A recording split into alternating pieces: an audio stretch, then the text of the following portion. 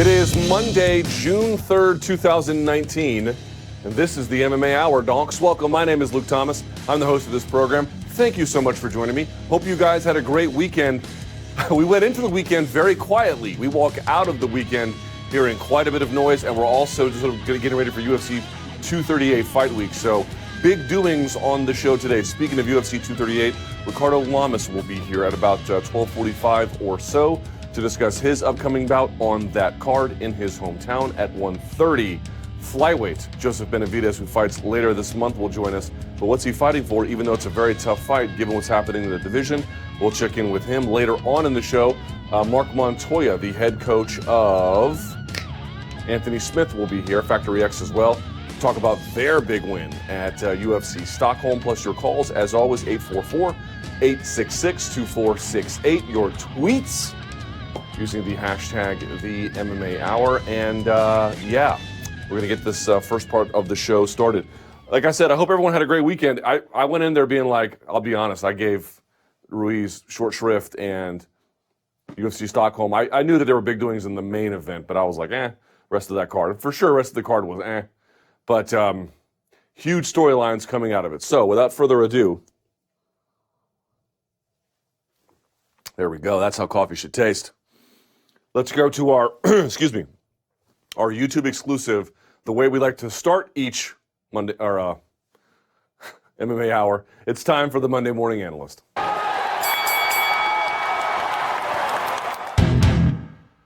All right, donks and donkettes. Let me start today's lesson in the following way. Stephen A. Smith is a broadcaster for ESPN, and what he and Skip Bayless do is that they say a lot of truly outrageous things designed for titillation, and they deliver them, more so Stephen A. Smith than Skip Bayless, with a kind of rhetorical bombast that is designed to curry favor or to polarize, but to generate attention no matter what. And so what ended up happening after Saturday's result was that he gets on Twitter and he had compared Andy Ruiz to Butterbean. Andy Ruiz, of course, upsetting Anthony Joshua in one of the top 5 all-time biggest upsets in boxing, maybe top 2 in heavyweight boxing. Anyway, totally demeaning of Andy Ruiz. And a lot of people want you, if you have a media job like me, to dunk on Stephen A. Smith. And there's no way to do it, really. Because whether you heap praise on him or you heap criticism on him, his whole goal is simply to generate attention. It's a black hole in that regard. Just sucks in everything around it, whether it's good or whether it's bad. So even by doing this and starting in this way, to a degree he has won. I merely want to point out that not merely is that comparison profoundly absurd, but more than that, I had seen people come to Ruiz's defense. Didn't you know he was an Olympian? Didn't you know that he had a 110-5 record or something like that in the amateurs, and that he had only lost one, and it was a very close fight against somebody that Joshua had faced, and blah blah blah blah blah. And those are all entirely true statements. But here's the reality: Stephen A. Smith can say whatever he wants, and if you feel like dunking on him, if it makes you feel better, great. In the end, he wins no matter what. I'm merely pointing out, while it's fair to say that what he had mentioned was ridiculous, I think the vast majority of us heading into that Joshua fight did not give Ruiz much of a chance. Hell, this is the most pub that fight had gotten, period. There was nobody paying attention to that fight headed into it.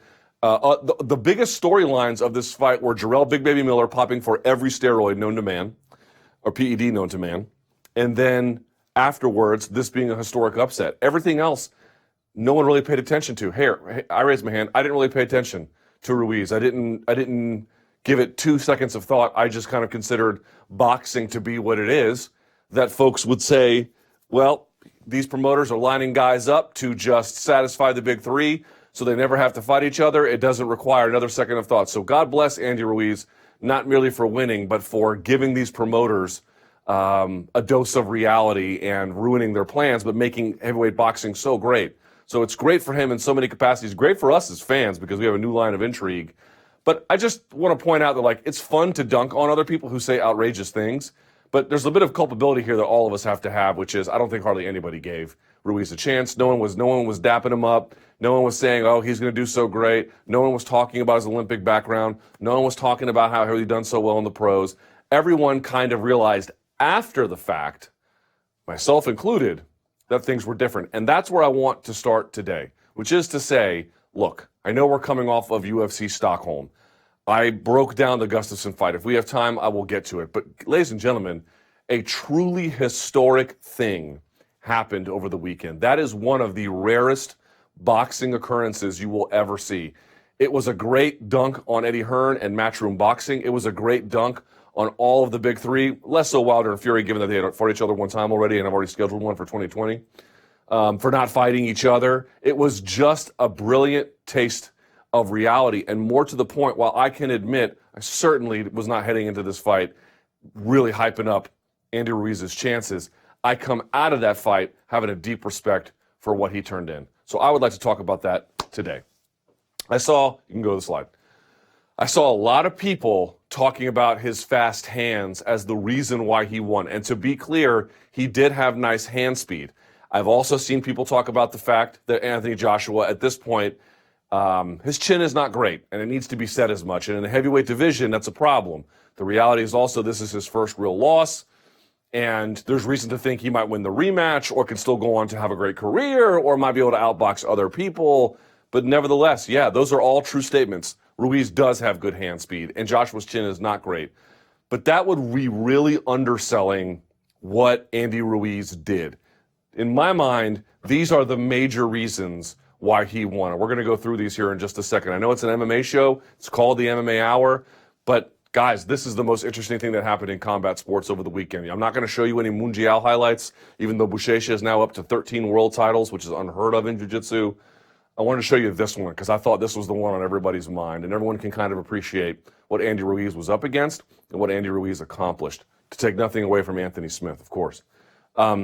Okay, last thing I'll say about this, Kenny Florian had tweeted a video of Andy Ruiz doing footwork drills, and you can see how athletic he is. So for everyone commenting on his appearance, look, he doesn't look like a bodybuilder, but we've had many people in MMA not look like bodybuilders. Paul Buentello didn't look like a bodybuilder. Fedor Emelianenko didn't look like a bodybuilder. There have been many of them. Roy Nelson never looked like a bodybuilder, and they had great careers and great wins. A commonality there, of course, all being heavyweight. Okay, here's the point to make about Andy Ruiz and what it's so important about it. The fast hands matter, but what made it so impressive was, let's just state it out in the open. He outboxed Anthony Joshua. Fact. Not up for debate. He flat out outboxed him. He didn't merely out-punch him, he outboxed him, because boxing is much more than just laying a glove on somebody. You can do really well, like Wilder, if you can lay a glove on someone and you have hammers for hands. But you can go even further if you can complement that with a degree of other skills, including slipping, footwork, pivoting, timing, distance control, all those things. They all kind of matter. So these are the reasons why I believe he won. Standard disclaimer, I don't present this to you as the best or only or most complete analysis. These are my top line findings. I encourage you to hear what other analysts have to say. So starting out here, why did Andy Ruiz, Andres Ruiz, why did he win? Number one, he forced Joshua back into his left. Go back and look at the rounds where he didn't do this, in particular rounds 4 and 5, a little bit round 2 as well, and some in round 3, but let's say 2, 4, and 5 are the big ones.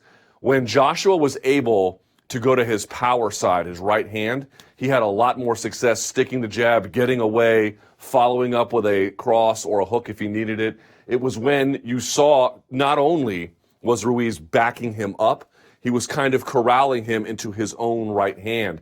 He was doing that by just driving into him. We'll get to that in just a second. Driving into him strategically, but push, corral at an angle, force him, and a couple times he tried to catch him on the exit to varying degrees of success, but it was that pushing back, driving into him, number one, that ended up forcing a couple of exchanges. It enabled the flurries. It enabled him to take away the jab. Joshua has to work behind the jab to really get his job done. This was key, forcing him. You guys ever seen the Kevin Costner JFK movie? Back and to the left. It's the same idea. He forced him backwards, and he forced him to his own right, but Joshua's left. So when I say left, I mean Joshua's left. So he was taking away. So Joshua had to move essentially like this, yeah? Which, by the way, doesn't mean he couldn't fight. He's just better off if he can come forward and circle to his, if he can get his opponents to circle into his power hand, which he could not do here. Second, neutralize the jab. This was key to everything. I'm going to show you some stats in just a minute. He took the jab away a million different ways. Number one, by forcing him back into the left. Number two, by parrying. Go back and watch what Ruiz was doing, down parry. There was a couple times where you would see Joshua had his left hand kind of low. He would raise a little bit. You'd actually see a couple times Ruiz hook into the hand of Joshua. He would punch his hook out of the way if they were far enough away, but he was slipping. He was down parrying. He was side parrying. He had his hands up, so he would block a lot. Sometimes when the jab would come, he would circle out. So he would march him down forwards. He would parry the jab. He would slip the jab. He would block the jab and use footwork to evade the jab. So much was this the case, but by the sixth round, I'm going to show you some of this. Almost, not completely, but almost, you're going to see Joshua almost abandon the jab. He actually has Ruiz cornered, and instead of throwing jabs, because he was getting countered over the top, that's the other part, I didn't even include this in this one, he would jab, and then you would see a left hook counter from Ruiz, which we'll talk about more in just a second. As a consequence, what would end up happening was he just stopped throwing it. Because every time even if it went to the body or the head, a lot of times to the body, he'd have to get low to do it. Ruiz, who does have fast hands, would whip around the hook and either catch him or threaten him. So either the jab might land, but not land enough, or it would outright miss because he'd down block it or down parry, or he would get stung by the left hook of Andy Ruiz. So he marched him down, he parried it, he slipped, he blocked, he evaded. I should add here, he countered him as well. Took away the jab. I had the data to prove it as well. This just shows up not merely in the tape when you watch, but the numbers too. Three, make Joshua change weapons by countering. So this is kind of the point I was making off of this one. I had to put a separate one here. It's just so important. If you have to change your weapons, which includes how you circle, which includes shot selection, which includes, or I should say punch selection because it's boxing versus MMA, you become a bit of a different fighter. You're not nearly as effective. Very few fighters, I talk about all the time, like a Max Holloway, super modular. Okay, you take away this stance, you take away that direction. He can just adapt. He can strike in all different kinds of scenarios. Now, maybe the bridge was too far to be Dustin Poirier, but so far at featherweight in this last campaign, that has proven quite true. He can do whatever he needs to do. He needs to push this way, he can do it. He needs to push that way, he can do it. This stance, he can do it. This stance, he can do it. Jabbing, he can do it. Hooking to the body, he can do it. And then uppercut the whole bit. The whole bit. He can do all of that. He can do all of that. So the point being was, most people can't. Most people can go maybe second, maybe third gear, but even then, it's a much more diminished game. Anthony Joshua, when he's sticking the jab out in front of you and he's moving and circling the way which he wants to go, dude, he's a nightmare. He's a nightmare. He's a big boy. And he dropped Ruiz in that third round and stung his head back a couple other times. Like, he hits hard, you know? And by the way, part of also was neutralizing the jab was just neutralizing the overall volume of Anthony Joshua. Because you have to change your weapons. You're not going to be nearly as confident in throwing it. So it's an overall reduction in volume and output as well. Four, strategically flurry. So this goes closer to the fast hands. One thing that ended up happening was I thought that the left hand being low of Joshua would cost him, and that wasn't really the case. Not that it was a great call necessarily, and I think he was doing it partly as a fake, partly so he could get to the jab quicker to the body. There's a couple reasons why he might have been doing it. Also so you couldn't see it from the angle. But what ended up happening was if Joshua moves a lot when he sticks first. He's good at sticking, bop, moving, right? He's really good at it. He's not nearly as mobile when he gets stuck first. Now, if he's on his horse while you try to stick him, he's actually pretty good at intercepting. He does that a couple of times against Ruiz, and then he circles out. But there's a couple of times if you can corral him the right way, especially against the ropes a little bit, or at least kind of in a direction towards a corner, he ends up blocking and freezing. As a consequence, what ended up happening was you would have Ruiz on the march doing all this to stop the jab. Maybe Joshua would change his weapons, maybe he wouldn't, but he's moving back into his left. You'd see him block the punch and then just kind of stand there. Ruiz would then jump into range and then go uppercut, hook, hook, hook, the whole nine all over again. Ba, ba, ba. Sometimes it didn't do anything. Sometimes the ref separated him. Couple times he dropped to the canvas Joshua as a consequence. In fact, the first one, which happened at 152 of the third round, Joshua decided to exchange with him right in the middle. So it was kind of just like this weird who's faster, who's stronger gunfight. And he landed, Ruiz did, 2 left hooks right in that short space because he planted his feet rather than sticking and moving, sticking and moving, sticking and moving. Again, changing his weapons. Rather than being on his horse and sticking behind his jab, now he's a little bit more either forced to or even willing to sit there and exchange in the pocket, and it ended up costing him big time. Big time. And at the end, the left hook. What a left hook on this gentleman. He used it for everything. What do I mean? First of all, to counter the jab. Here would come the jab of Joshua, right? And he would just come whipping it around over the top. And again, even if it didn't land, which sometimes it did, it would still be a menace to Joshua, causing all kinds of problems for him. That was one way. He finished all of his combinations that way. He might go jab, cross, uppercut, right hook, left hook, all kinds of different stuff. He was constantly finishing with the left hook. It's clearly a power weapon for him. It's an accurate one. It's one he likes to throw. He would also corral. We talked about pushing Joshua to the back and to his left. One of the ways he did that was not merely with his footwork, but with his left hook that he was throwing. He wouldn't throw it full force, and he wouldn't do it in every scenario, but you could tell there'd be times where he'd leave open an exit, hoping for the right hand. He'd kind of throw like a big left hook just so Joshua, knowing he would evade, and then he would try and tag him with the right on the exit. He was constantly using that left hook. That left hook was a money punch. And as I just mentioned, what were the 2 punches at 152 of the third round that dropped him?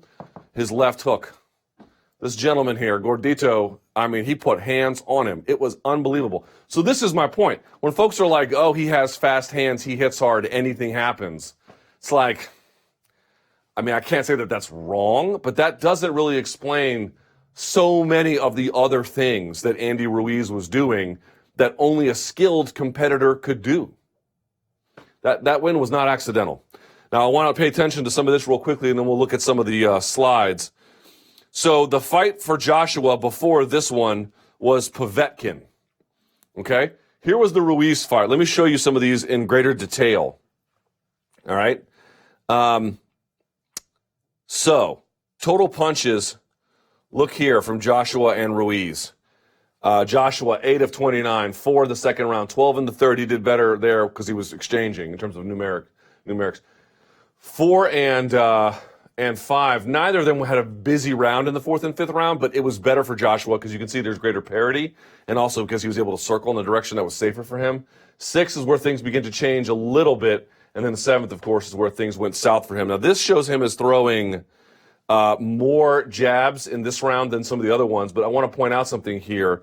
He threw them, yes. This was one where he got a lot more of them, so I guess I kind of misstated it. The point being is I'm going to show you a scenario in the 6th where you would have thought dead to rights he was going to jab him into pieces, and he didn't. He just threw hook, hook, hook, because I think he was getting caught over and over with it. So we'll look at that a little bit later.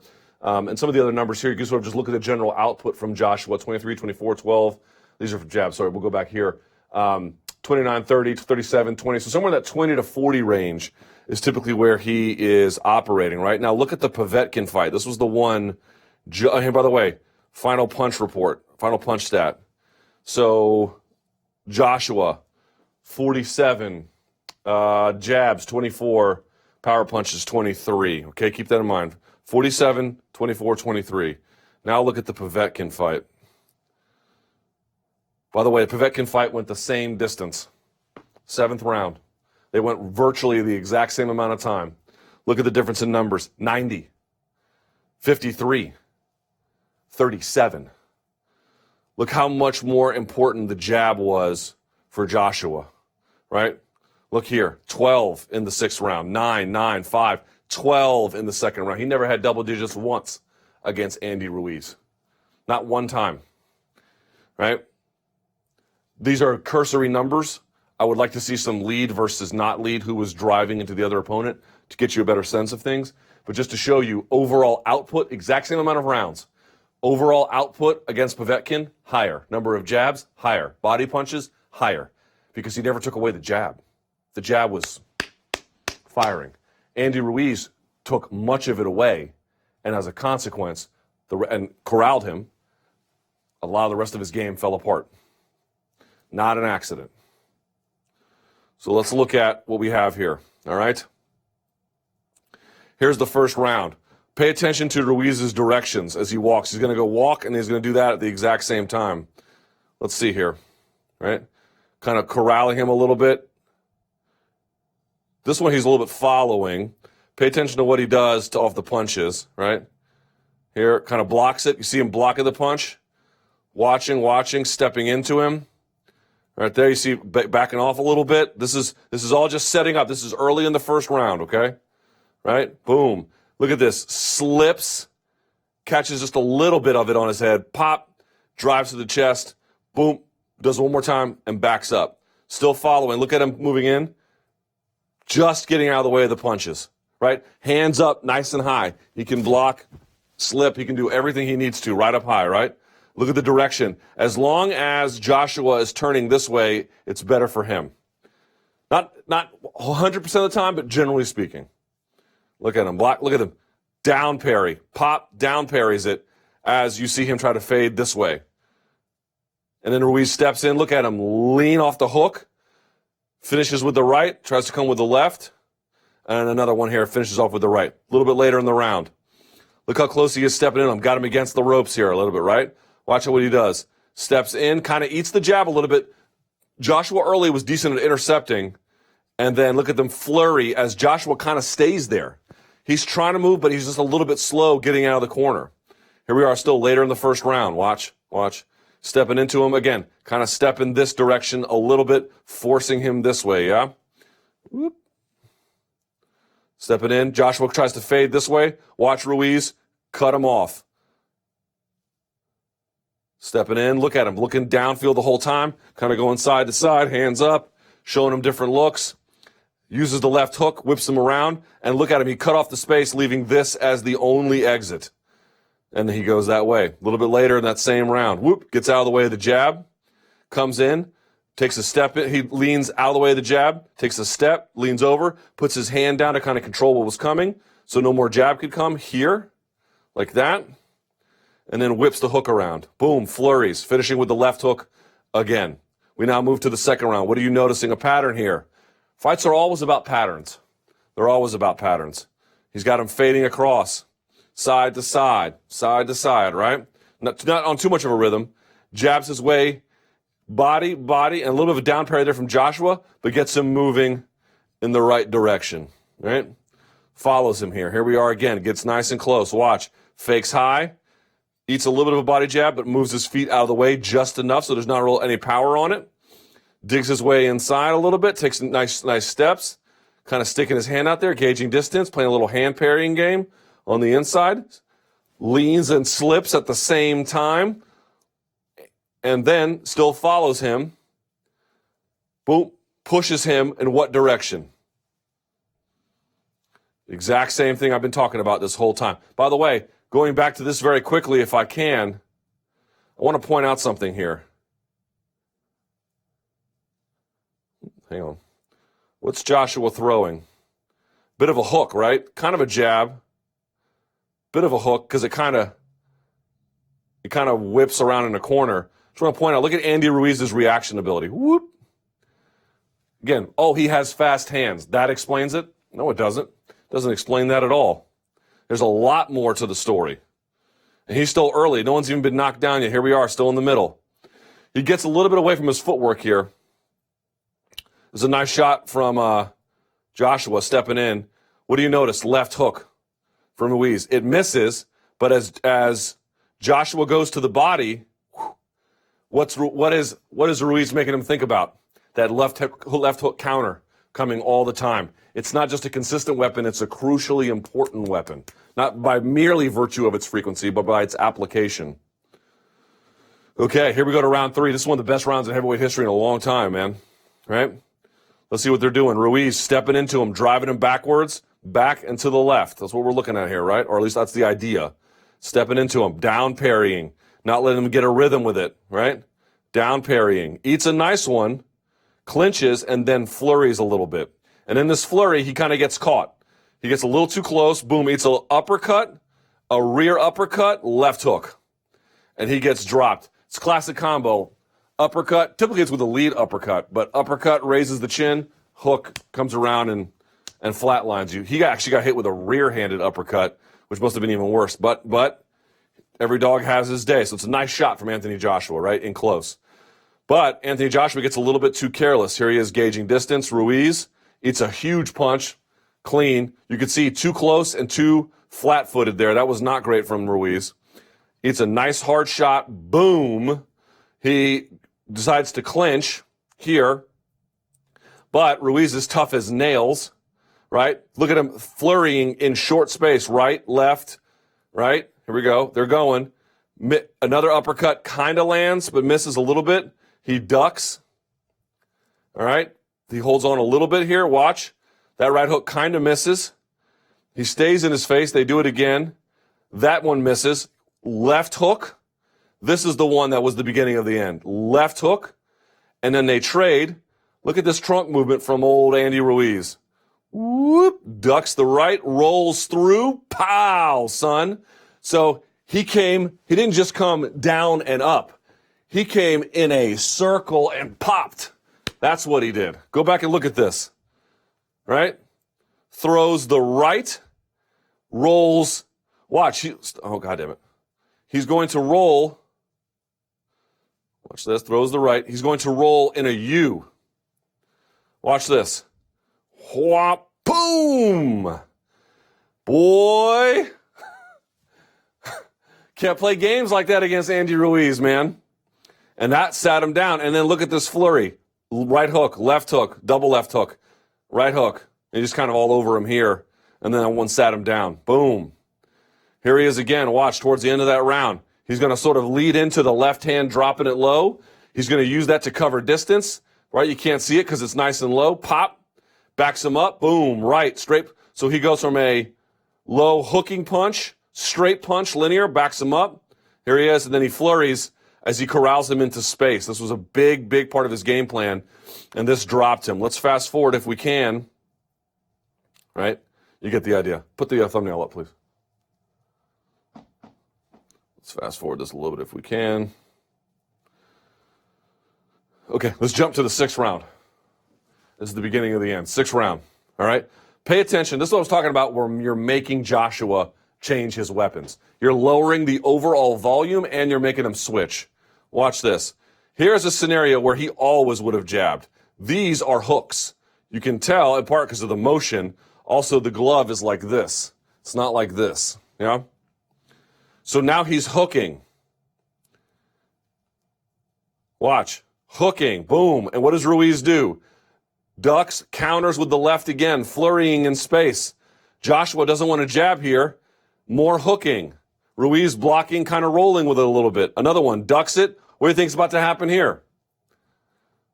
Boom, left hook. Again, some of these are blocked, but it's that same U application every time, man. Andy Ruiz is nice with it. Very nice with it. Backing him up here. Making him change his weapons, right? Here comes again. Show me where the jab is. These are hooks. And Ruiz can see all of them coming. Look at this. We're going to talk about evading. This is not the jab, but he was doing the exact same thing with the jab. He's going to down parry, and look at his feet. Whoop, just enough to get out of the way, not too far. A little bit later. Watch Ruiz here. Let's see what he does. Sorry, my finger's pressing too hard into this thing. Look at him. Slip a little bit, down parry. Still in the face of Joshua, kind of giving him different looks. Look at him just get out of the way of that punch. Is that not incredible? Look at that. It looks like it's landing. It's just missing. Amazing, right? Here he is in his face. Again, rolling in a U. Left hook. What does that do? Look at Joshua's motion after he throws the left hook. Left hook. He goes this way. Back and to the left.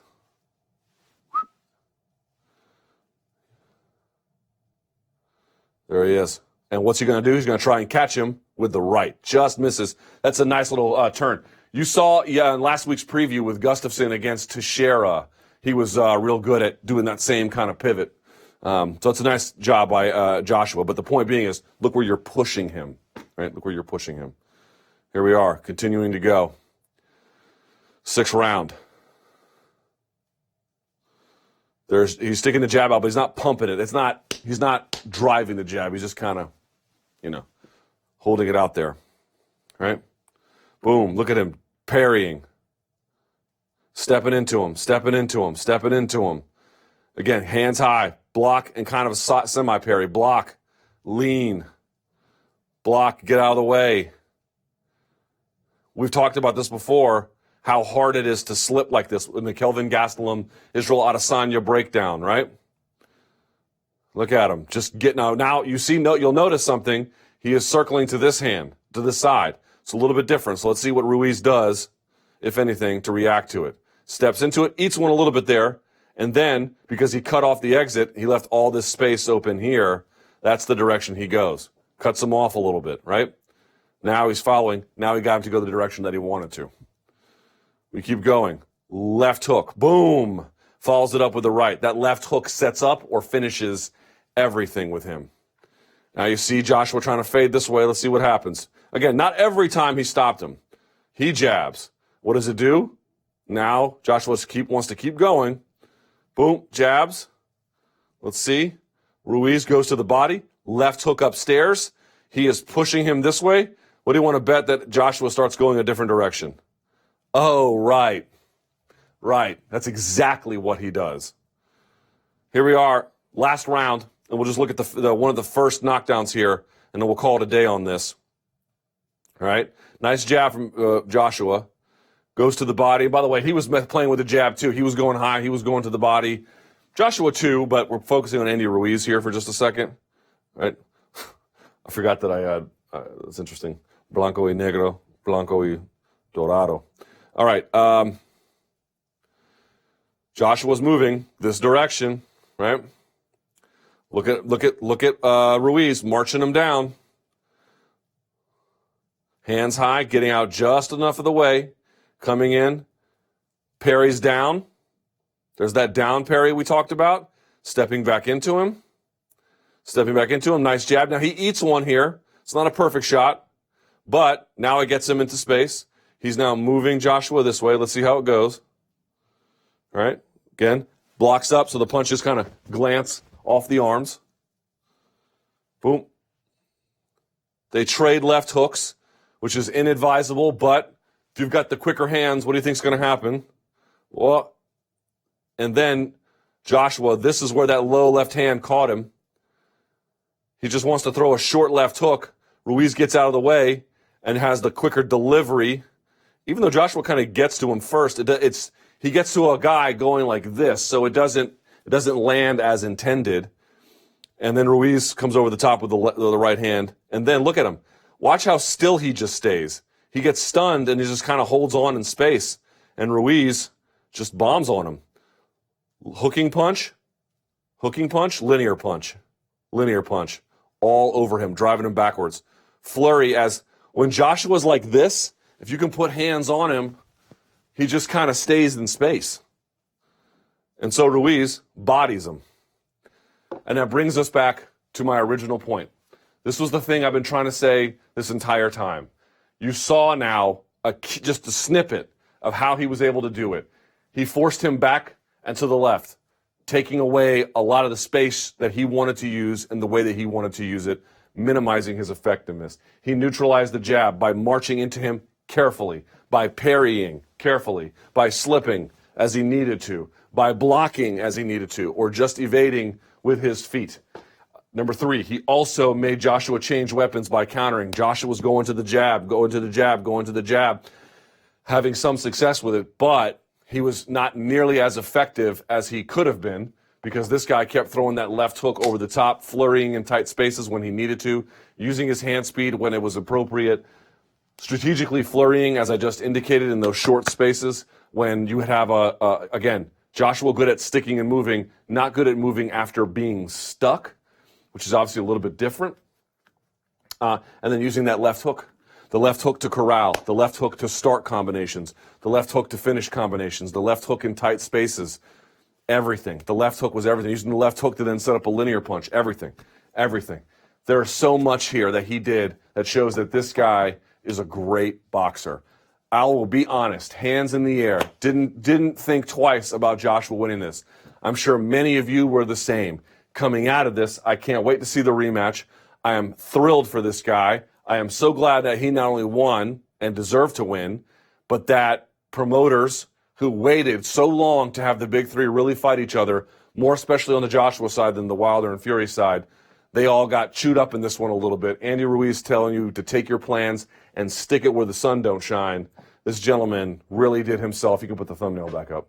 This gentleman really did and made a strong account of himself. Extremely impressive. I take my hat off to Andy Ruiz. And that, ladies and gentlemen, is the Monday Morning Analyst. Whew. All right.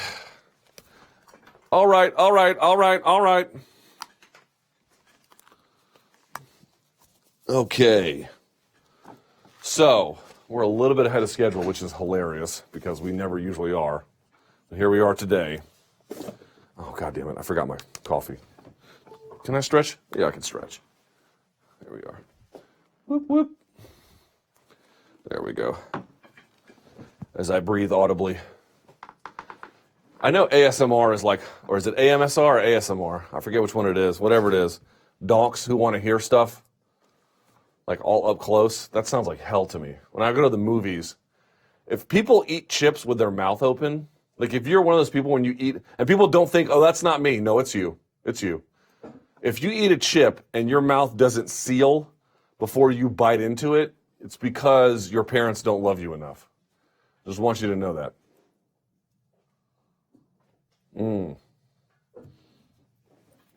There we are. Okay, let's do this. We ready? Back there? All right, let's do a round of tweets.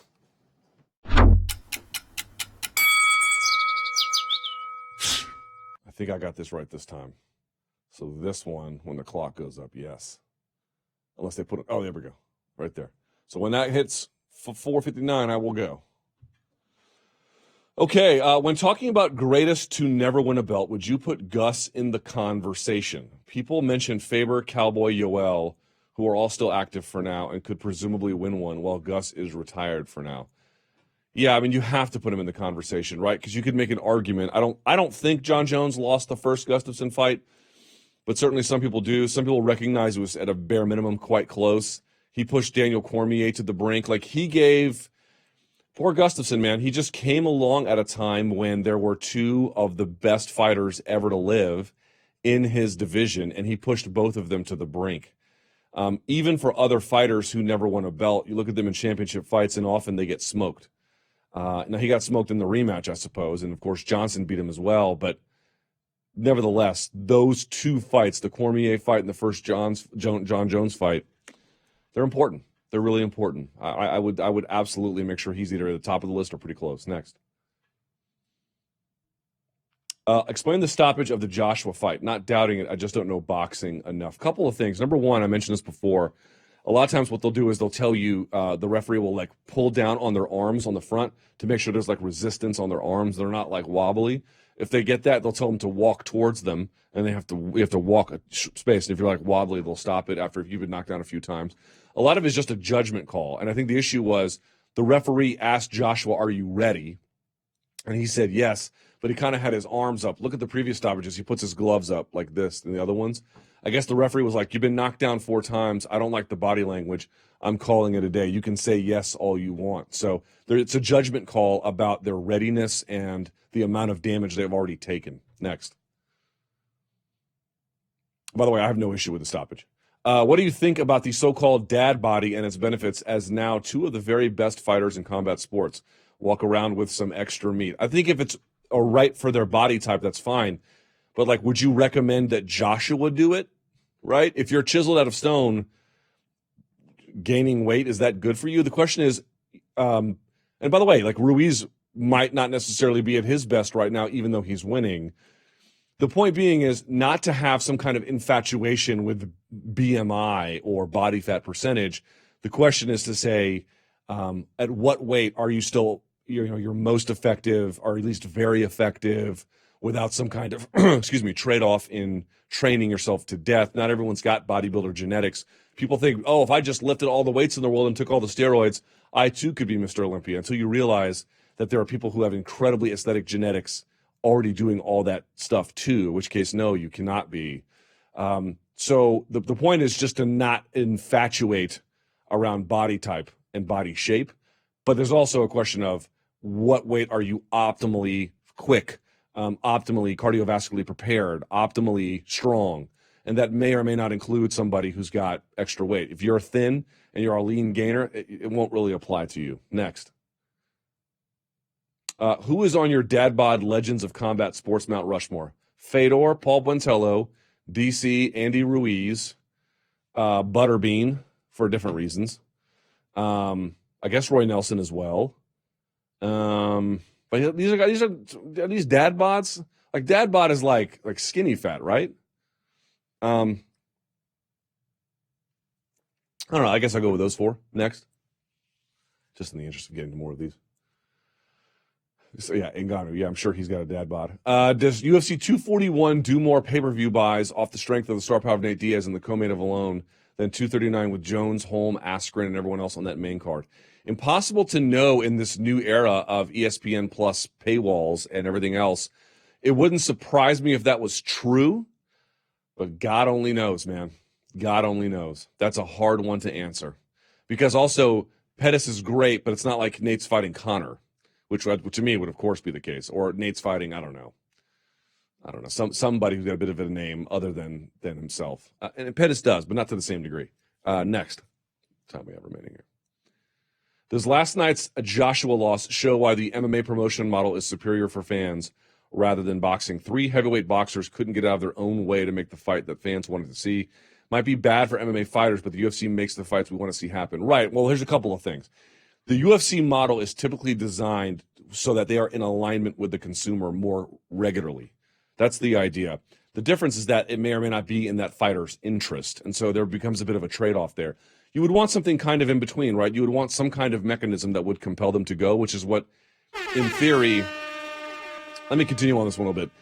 In theory, that's what something of the sanctioning bodies are supposed to provide. Some kind of either mandatory challenger, some kind of timeline, some kind of stature that people are chasing after that forces these positions on them. It just doesn't really work that way. I don't know what that mechanism would be. But yes, like if you're like, are you asking me, is the UFC model of matchmaking, is it more consumer friendly? It's designed to be more consumer friendly. It just so happens to be taking place without any kind of Ali Act, without any kind of union, without any kind of trade association, without any kind of a lot of things. So it's better for me and you, the consumer, but I'm not sure what else. It really all depends. But this is why the Ruiz thing is it's such a nice jolt to the system, right? It's so great when this guy comes in that no one's ever heard of, including, I can't pretend that last week I was telling you how great Andy Ruiz was going to do. The only thing I was saying was how there was no buzz for the fight, which, by the way, there wasn't, but now there's all the buzz in the world, so kind of funny how that works. It's so great that he came in and made the promoters pay for that. Really, really kind of great. I've interviewed Wilder and a number of times. I don't think Joshua bailed on an interview I was supposed to do, which is common.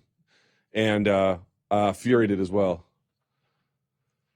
But every time you talk to Wilder, it's every question you ask him. When you fighting Wilder or Fury? When you fighting Joshua? What's it going to happen? Blah, blah, blah, blah, blah. And then, we're going to offer this guy $40 million to take it. And then one guy goes to the Zone and one guy stays at Showtime. And one signs with ESPN and one's with Al Heyman and one's with, and now you're like, crying out loud, man. Like, seriously, how hard is this? How hard is this to get done? And then Andy Ruiz comes in, short notice. No one's ever heard of him, at least outside of the hardest core insiders, and outboxes the champ. By the way, did you see the new odds they have? I think, God, where did I see those? I think I saw them maybe on Aaron Bronstedter's page, something like that, on his Twitter account. I can't remember. but they had Ruiz as an underdog, I think, plus 270 in the rematch, and then Joshua minus 350. Here's what I'd say. Wouldn't surprise me if Joshua wins the rematch. There are ways in which he can change his game plan up to deal with some of those challenges that he was facing this time. There's a lot more he can do. On the other hand, I would not be surprised if Ruiz wins again. Now, he got tagged hard a couple times, dropped in the second. Joshua's a big boy, and he lands, or in the third, excuse me. He lands thunder, man. He lands huge thunder. But if you can institute some, like, an immediate rematch is an interesting choice for Anthony Joshua. I guess he needs it promotionally, but I don't know how good that is for his chances. We're going to see. All right, let's go to our first guest here. He has his next fight at UFC 238, taking on Calvin Kattar, featherweight. Looking forward. He's going to be in his hometown, by the way. Looking forward to the card. Looking forward to this fight. Ricardo Lamas joins us here on Skype. Hi, Mr. Lamas. How are you? Good. What's going on? Hey, man. Did you watch the Joshua and Ruiz fight over the weekend? I missed it, but I saw the highlights afterwards, and Ruiz looked very impressive with his performance. Right. So people keep saying, oh, the fat guy with the fast hands. But, if you look at some of the details, yes, he does have fast hands, of course. Man, the guy can box. And I mean box, not just punch. Yeah, for sure. It just goes to show you, muscles are just for looks, I guess. All right. Last thing about this. There was a big debate. I don't know why, because to me it's not a debate, but there was a debate online. The guy was born in America, but he, boxed for the Mexican team, and they're calling him the first Mexican to win a heavyweight title. What do you make of this debate where he's like, well, he's born here, but he competed for them. I think he's a dual citizen. How do you weigh these citizenship, nationality, identity questions? As somebody who has you have a Cuban and Mexican parent, right? Parents. Yes, I do. Yeah. So I consider myself Mexican, Cuban American. Obviously, I was born here. I'm not a citizen of Cuba or Mexico, although my dad being a political exile, the children of political exiles are, supposedly considered citizens under the original free constitution of Cuba. But if I were to go back there, they could probably hold me and mess with me. But, there is a fine line between that. I think he's just, trying to represent for his heritage, his roots, his blood. He's Mexican by heritage. And, there's a fine line there. He's definitely, I think, in my opinion, representing the United States, but as a Mexican American. Fair enough. All right, let's get to your fight if we can. I was looking at your resume today, Ricardo. Do you realize as of March you've been in a Zuffa promotion for 10 years? Yeah, that was back in WEC March 2009. So in 10 years of competing in a Zuffa organization, so let's say the highest level, what have you accomplished that you're really proud of? What is still out there on the bucket list? The belt is still out there on the bucket list. What I've accomplished so far is, being one of the top in my division, being one of the best fighters in the world in the featherweight division, holding my spot over these 10 years, and just continuing to go out there and put on good performances. I go out there and I finish fights. I have the second most finishes in the featherweight division, only trailing the champ by a couple, and I'm nipping at his heels. Has the decade gone like you'd expect? If I'd have talked to you in your WEC debut and I would have told you your career is going to go like this for the next 10 years, what would you have told me back then? I don't know.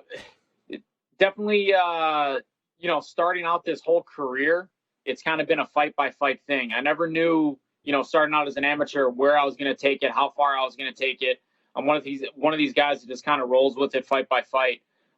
So if you would have told me back then, I probably would have, smiled and laughed and, said thanks for the compliment. We'll see where it goes. What are the turning points? What are the moments you look back on? You're like, this is why I got to the next level. What were those fights? Either wins or losses, I suppose, right? Yeah, I think the one that made me kind of realize that I could take this pretty far was my first professional title fight. It was kind of a local title, but it was against a guy that I have known, through the wrestling community. He was a huge wrestler in high school, would have been a 4-time state champ, but his senior year got in a little trouble, could have wrestled the state tournament. Me and him were both coming up at the same time. He was undefeated. I was undefeated. It was a fight in his hometown. So I literally had maybe 50 people there, and then 500 people were there rooting against me. And I came out with a win, and I finished them in the 4th round. So there was a lot of hype around him that he was going to be the next big thing coming out of the Midwest. And I was happy to shut that one down. So that after that fight, I kind of realized that I could take this career pretty far. And inside Zuffa, at any one moment you were like, that this is why I advanced to that next stage. I think every fight, beginning with my first one in the UFC, when I first signed with Zuffa, I was in the WEC, and then they merged us in. And coming from a smaller show, you kind of question yourself, and you're like, oh man, I'm coming from a smaller show. Do I deserve to be here?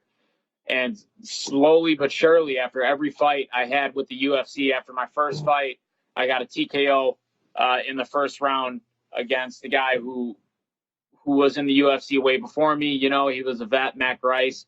And then my fight with Cub Swanson.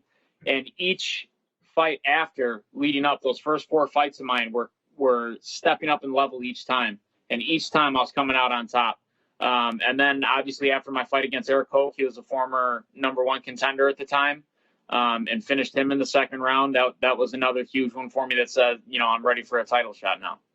Now, you are based out of Miami still, right? I live in Illinois, but the last month of camp I do down in Miami for every fight.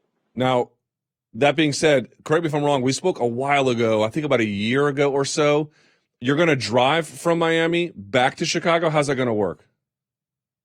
I'm already back in Chicago, so I flew this time. Normally I do drive from my camps, but I said screw that. I've had enough driving, and after my last fight, developing a blood clot on that long flight to Argentina, I think it was coupled with the drive home 2 days before.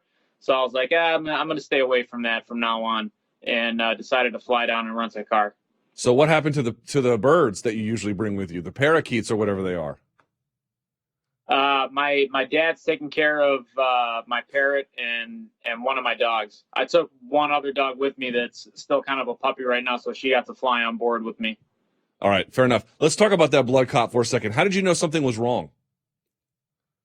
It was the first night I landed in Argentina. I just got done cutting weight. I did a run, sat in the sauna, and I felt something in my calf that almost felt like a small muscle pull is how it started out. And just progressively through the week got worse. Like that next morning I woke up, I couldn't straighten my leg out. It was extremely painful to the touch. But I never had that before, so I didn't know what it was. I thought I pulled a muscle running on the treadmill or something. And it just got progressively worse throughout the week. And, luckily it didn't affect my performance on fight night. But then afterwards, the UFC called me and asked if I have any injuries I wanted checked out. And I said, yeah, something's up with my calf. I don't know what it is. So they set up an appointment for me. And when I was explaining to the doctor my situation, he immediately thought it was a blood clot. And I kind of wrote him off like, I don't think you know what you're talking about, doc. But he was right. He sent me for an ultrasound, and that's what it turned out to be. And how did you end up getting rid of it? They put me on blood thinners. And they wanted me on it for 3 months, and I told them to pump the brakes on that one. I talked them down to 6 weeks. So after 6 weeks, I had numerous blood tests done. Everything came back clear, so it looks like I'm all right. Is this a condition that could come back? Like, for example, I had heat stroke once. Once you get it once, you're much more susceptible to it additional times. Are you in a situation like that? I don't think so. Some of the tests I had done were testing kind of my body's propensity to developing blood clots and if I was, in risk to develop more, and they all came back good. I think it was just kind of the perfect storm, long drive home from Miami, 2 days later, long flight to Argentina. I didn't get up at all during the flight because they flew me at night and I fell asleep, a little bit dehydrated from the initial dropping of weight. So I think just all those things put together, just bad luck. How was Argentina, by the way? I've been dying to go. I've never been. Oh my God, it's some of the best food ever, man.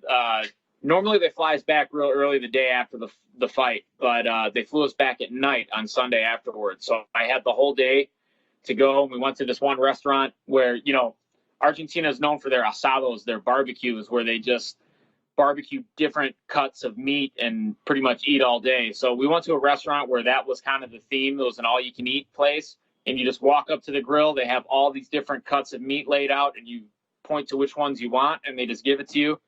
And it was delicious.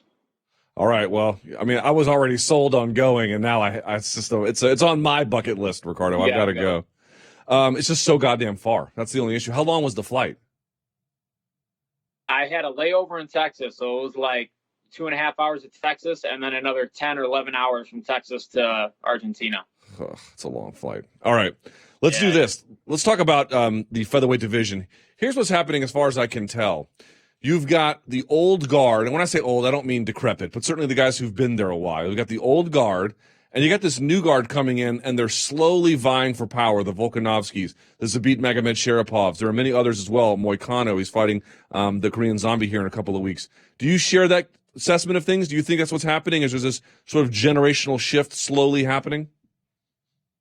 Yeah, it happens. It kind of goes in cycles. It happens in every sport, and the veterans slowly start to get weeded out, and then the new up-and-comers come and take over. So this is no different than any other sport in athletics. Father Time is the one opponent that we cannot beat. So eventually he catches up to all of us. Do you feel like, not suggesting this portends victory or defeat, but that's a fair way to frame your upcoming fight with Calvin Kattar?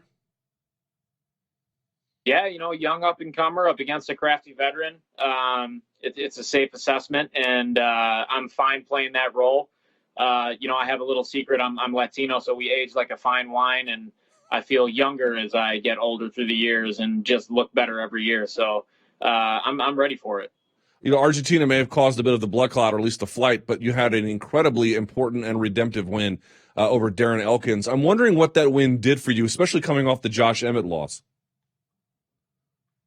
It did a lot. I came off of 2 straight losses for the first time in my career. Again, that puts you into a deep hole. So getting back on the winning track was important. And then getting a finish over a guy like Darren just put a lot of confidence back in my system. That guy, he's an animal, and he's one of these guys where you think you have him beat and he comes back and knocks you out. So it was a great win to put under my belt and just get me back on that winning track. How old are you, Ricardo? I just turned 37, May 21st. 37 years old. All right.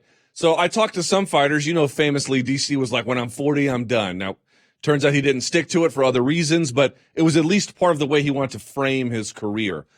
Now, as I mentioned, you're top 10 at featherweight. You got a big fight coming up at UFC 238. I'm not suggesting the end is imminent. That's not what this question is about.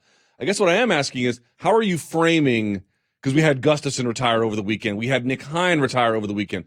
How are you framing how the end will come? Do you have an age deadline, or will there just have to be something happens where you're just like, I don't want to do this anymore?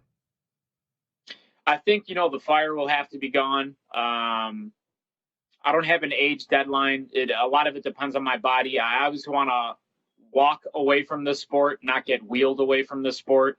So just pay attention to my body, how I'm feeling. My health is number one, especially since I have a family now.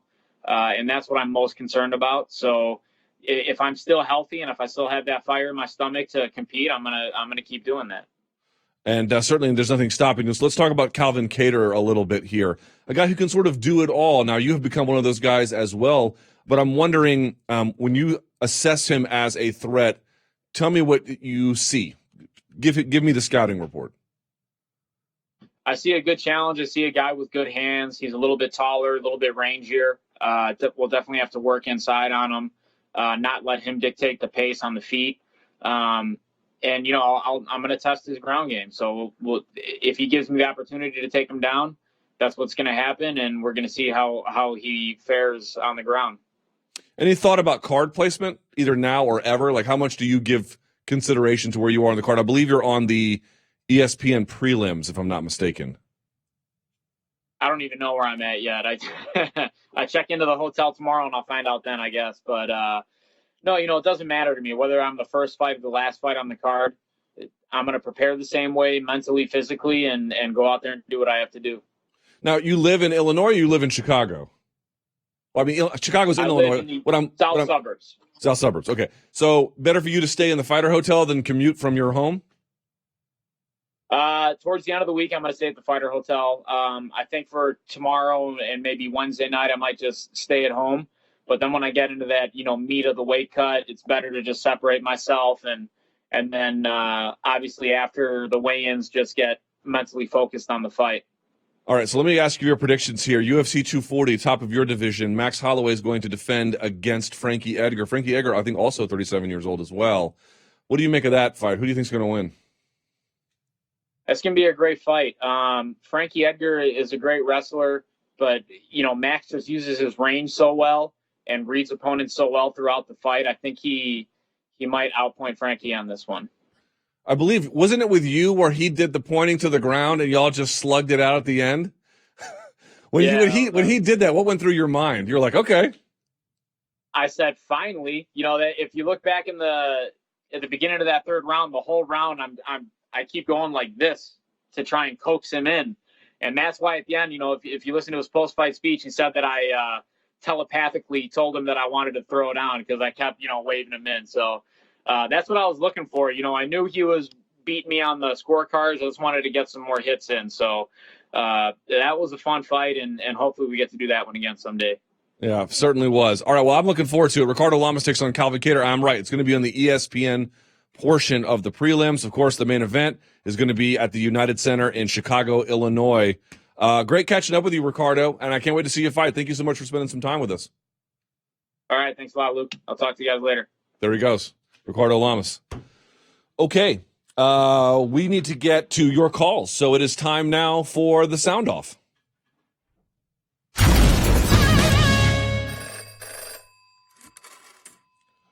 All right. There he is. Let's see.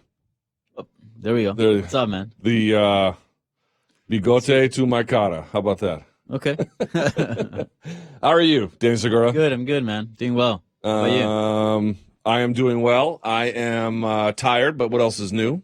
Baby sleeping better? Not yet. They're not at 5 weeks. They're not really all that trainable. Okay. There's some things you can do to help, but not much. Yeah. So no. Did you try putting whiskey in the bottle? No, I don't believe in child abuse as a way to rear them. I know some people believe in that. That's not a thing I'm a biggest fan of. All right, how were the calls, my friend? Very good, actually, and they were very concise. Yes, and also like the type of questions were very meticulous, and a lot of them geared towards like the industry, which was very, very interesting as well. It's not just storylines, so that was cool.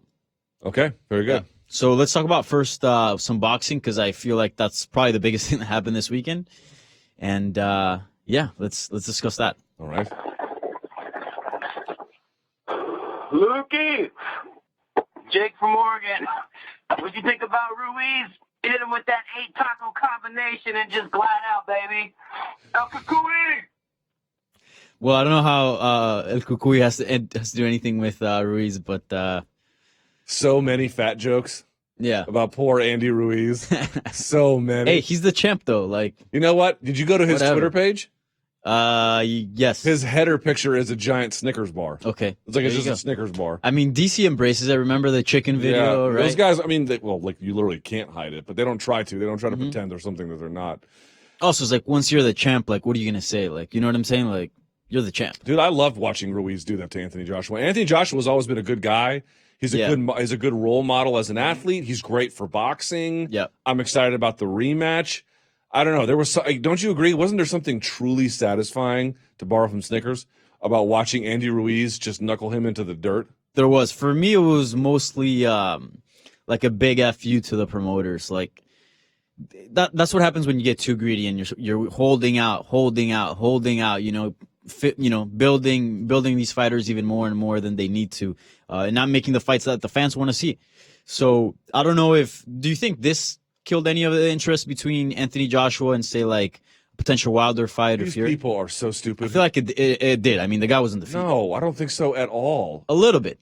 No, I mean, would it have been better? The intrigue of like, oh, someone's got to lose. You know what I'm saying? Like, yeah, maybe the undefeated's got to go. Maybe that, but you already had Wilder catch the draw with Fury, however controversial that might have been. Draws a draw. It didn't feel like a loss either. Guy almost felt like a victory. It didn't, but it showed some certain weaknesses with both guys, I suppose, or strengths. And I mean, when Klitschko fought, Joshua, he knocked him down several times. By the way, I think there's a lot of guys who have knocked Joshua down, I think 4 or 5 at this point. Yeah. So his chin is certainly a bit condemned in that regard, which is much more important in boxing, I think, in certain ways. Anyway, point being is, no, I mean, this idea that it's not, I mean, look, would you have optimally preferred to have made the fight relatively soon and then gotten a win here as a way to build it? Yes.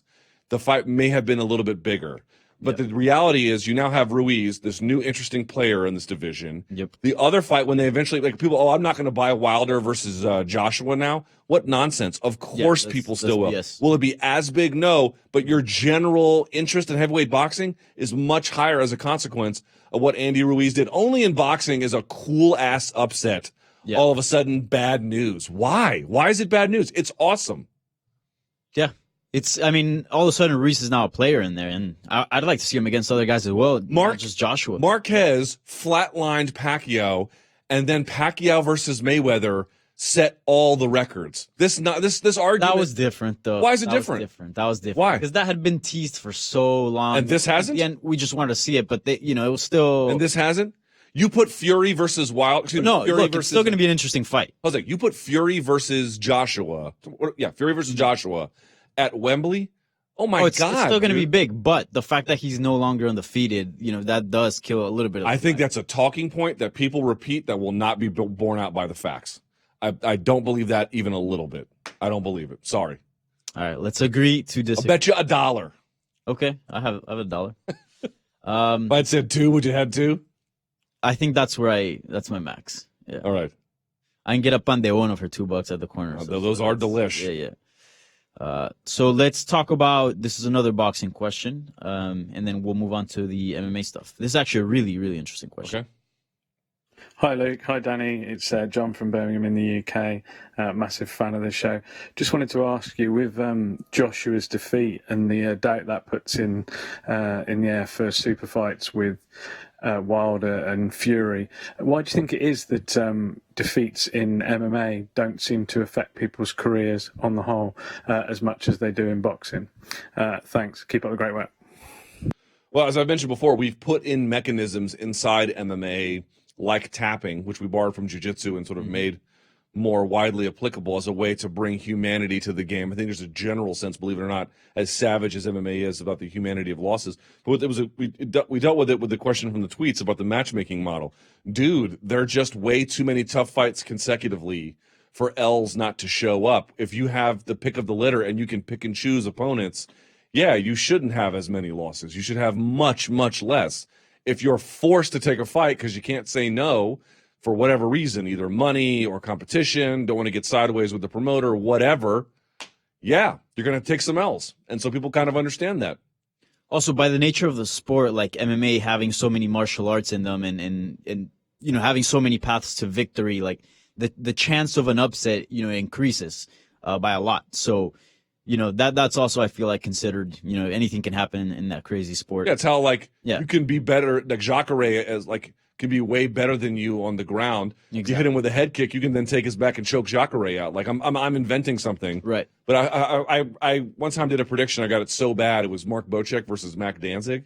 And I was like, no way Mac Danzig can sub Mark Bocek. And in a straight grappling match, I would bet on Mark Bocek 100 times out of 100. The problem was he got stung with some strikes, couldn't defend himself, and Mark Bocek got his back taken, and Danzig won via submission. So, things like that are crazy. And, of course, I got chewed up online for that prediction, which I deserved. Yeah, of course. Yeah. Also, I feel like in MMA, since, there are rankings and there's a UFC, as sort of like a league, there's an easier path to the top. Like, even if you lose, there is a path, right? Whereas in boxing, you lose, and if, you're out, no matter, what wins you start picking up. It kind of feels like there's something a little more than just picking up victories within boxing. Yeah, that's probably true. Yeah. All right, well, with that out of the way, now let's discuss some of the MMA action that happened over the weekend. All right. Alexander Gustafsson retiring. Yo, it's Swanee from South Dakota, and just thinking about Gustafsson and Smith, that fight, and the fact that Gustafsson is retiring off of that. And myself, I feel I kind of don't like it. I feel like Gustafsson was doing a lot of good things, and I feel like he could still make a big impact in 205. I mean, he was moving well. He was kind of getting Smith tired there. I don't think anyone can dispute that. At the end of those, the regular rounds, going into the champion rounds, Smith was. So yeah, that ended a little weird, but so this caller doesn't really agree with Gustafsson retiring. He thinks What are you gonna do? You're gonna Gus argue with him? Gus has a little bit more in the tank. Are you okay with him walking away at this point? Yeah, completely. Yeah, right. I've seen people before they even reach their prime walk away. Yeah. I keep forgetting his name, but his nickname was the Ninja of Love. He went on to go pursue, I think, a med degree because it was just something he would rather do. People retire. Dude, BJ Penn has really warped everyone's perspective about like when retirement is supposed to happen. He's not getting knocked out. Yeah, it's like he's not getting viciously put into a coma. Oh, gee, awesome. Well, let's just trot him back out there. Like, who are the clowns? I think this is a good argument. The point being is, dude, when you're done, you're done. It doesn't mean you're physically decrepit to the point where you can't even stand up. It means that the juice is no longer worth the squeeze. Someone was like, so of course, Anthony Smith wins and people just can't give the guy any credit. Someone was like, well, you got to admit that wasn't the same Gustafsson that fought Jones. Okay, maybe it wasn't. Here's the point. Halfway Gus still torches 90% of that division, to the caller's point. The issue is that Gustafsson has a certain standard for himself. Here's what happens to fighters. They have a goal. And if they don't reach that goal, some of them say it's not worth it anymore. Yep. Some of them say, you know what? Maybe I just love fighting so much or competing. I'd like to just keep being active as long as I can. And they find a new purpose. Gustafsson doesn't have a new purpose as it relates to being a fighter. Either he's going to be the best and tell himself he's going to be the best, or this is no longer worth it. And I think that second Jones loss and the Johnson loss and this one was enough evidence for him to say, I'm not the best. And so if I'm not going to be the best, I don't have any desire to do this. It's a perfect time to get out. By the way, it's Nick Dennis. Nick Dennis, yeah. Yeah. That was courtesy of Esther Lynn. Yeah. She just slacked me. Yeah. The Ninja of Love. Yeah. He got out super early. early. I didn't know him. Because he wasn't around long enough. He fought in what promotion? Did UFC. you get to find the UFC? Huh. He fought in the UFC. Interesting. Yeah. And so people think you have to be like, Homer Simpson's dad shouting at clouds. You can't even raise your arms. You're so fucked up. Yeah. Who are these people that think you got to be a zombie before you go? Yeah. I'm happy Gus is walking away because, I mean, remember the war with John Jones, right? Even the last loss wasn't too pretty. And the war he had with, DC as well. Like, the man's been through a lot, And look, if you're not in it, like if you don't want to do it anymore, you shouldn't do it, I think it becomes a difficult point when like you want to do it, but then your body's not there. I feel like this is the completely opposite for Gustafsson. Like I saw him fight and I'm like, that's a good fighter. Mm-hmm. Like he was moving well. He was quick. He was sharp. He got nice takedowns. The striking was good. It's just, he didn't want it anymore. And I feel like that's right. You don't see that often. Do you know when he didn't want it anymore? You know what the lesson there was for me? What, was there a moment in that fight when you were like, uh-oh? When he got his back taken? No. Okay. I'll just tell you what it was for me. Okay. Tell me what you think about this. You've been in jiu-jitsu. Mm-hmm. You ever been in a position that was bad, but not horrible, but it wasn't clear how you were going to advance, and maybe it was either hurting or fatiguing, and you made a choice to consent to that position at that point? So it wasn't when he had the back, because if you remember, he had for me, again, I'm not saying you're wrong, I'm just saying for me. When he had the back, he was TP'd up, right? Yeah. It was when he took a knee. That was, to me, when he consented to having Anthony Smith on his back. Mm-hmm. And once he consented to that and was no longer willing to actively fight him off, that's when I was like, oh, he just relented to it. And when he relented to it, that's when Smith pushed his head down, banged on him, sunk the choke. That's when everything went from bad to worse in an instant. Yeah, that's true. That was a really bad sign for me. And also, people don't want to hear it, but like this is somebody that trains. Like, the more you go to that, the easier it gets to each 100%. Time go to that. Because I remember when I first transitioned from wrestling to jiu-jitsu, like, dude, I would be like about to get like my chin, like, my jaw destroyed by a choke, and I still wouldn't tap. And then, then you start getting a little older, you start training a little less, and then, you get put into an uncomfortable situation. You're like, I don't have to be here, I'm out. So, it's a weird thing. By By the way, on that, you're right. So here's my point about this Gustafsson. Mm-hmm. He's not too damaged. He's not too beat up. And that's exactly where he should be walking. Perfect time to go. Yeah. Perfect. Yeah. Or if he's not ready, he wants to come back, that's fine too. But I'm just saying, if this is the end, okay. Mm-hmm. It's the end. Here. Yeah, I'm okay with it. All right, well, let's talk about the winner of that night, Anthony Smith, and sort of his attitude towards the game of MMA, the way he approaches things. Luke, Danny was good. This is Lincoln calling out of San Antonio, Texas, area where it's hot as there. Wow. But yeah, just wanted to call and ask y'all, what do y'all think about Anthony Smith? Isn't it a breath of fresh air to see somebody so brutally fucking honest? That guy's a class act. Just want to know what y'all think about him. Love the show. And yeah, keep up the good work, brother. Peace. First of all, have you noticed been smoking? Yeah. He's like, what's up, San Antonio? Everybody's always like, yo, guys, keep up the good work, as if like they probably see we're like falling apart. Like, come on, just keep going. Well, I can show up every time talking about how my rear end explodes and I haven't slept. And my face just looks like it's been hit by a shovel. So probably that's what they're looking at. We appreciate them. Certainly. We do. Dude, we had Anthony Smith on the show last week. Yep. And I have said this, dude, and this is the point I think people just need to just accept. Look, man, John Jones came out of nowhere, beat Andre Guzman, and then Stephan Bonner, and then who was the Jake that they cut? I forget. On UFC 100. What was his name? He beat Heath Herring. But the name escapes me. But then he beats Brandon Barrett and Matt Hamill. Well, whatever happened with Matt Hamill. But you get the idea. So he just came out of the gate special. He came out of the woodwork just bombing on people. And those are fun to watch. A Khabib that's 27-0, for example, just running through everybody. And that's all good and well, and that's fun. But, dude, Khabibs are rare. And John Joneses are rare. Sometimes guys don't have that same kind of athletic skill, although they can be very skilled. Sometimes they get off on the wrong foot. If you had rich parents and you had a tutor, you might do better on the SATs and you might get into a better college. If you didn't, it might be a little bit harder for you. But if you're smart and you're capable and you're hardworking, you can figure it out. If you don't make excuses for yourself, you can figure it out. And what happened with Anthony Smith was he got a weird, and I would say,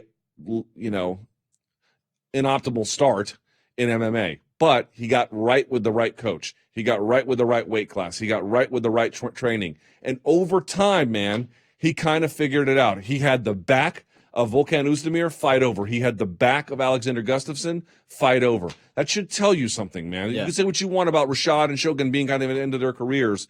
Those guys, he put Gus at the end of his, and Volkan's still very much alive and kicking. So I have deep admiration for the guys who figured it out from day one. I have even a greater admiration for the ones who take time and figure it out a little bit later on, because those ones had to really work at it. I mean, a lot of the things that Anthony Smith has been through would break any other fighter and would just make them quit. Like, this thing's not for me, And here he is, a title contender, and each time now proving. I think the doubts of him being, getting lucky with some of his first fights and whatnot, and him not being as good as the other fighters, I think that's starting to go away. I think that Gus victory was really important. And also just the way he did it, man, he looked good. And also, I don't know if you picked this up, but like, he just looked a lot more confident. Like, yes, he improved, and I'm sure especially you can pick this up, like you can look at things and that he's doing better than his previous fights.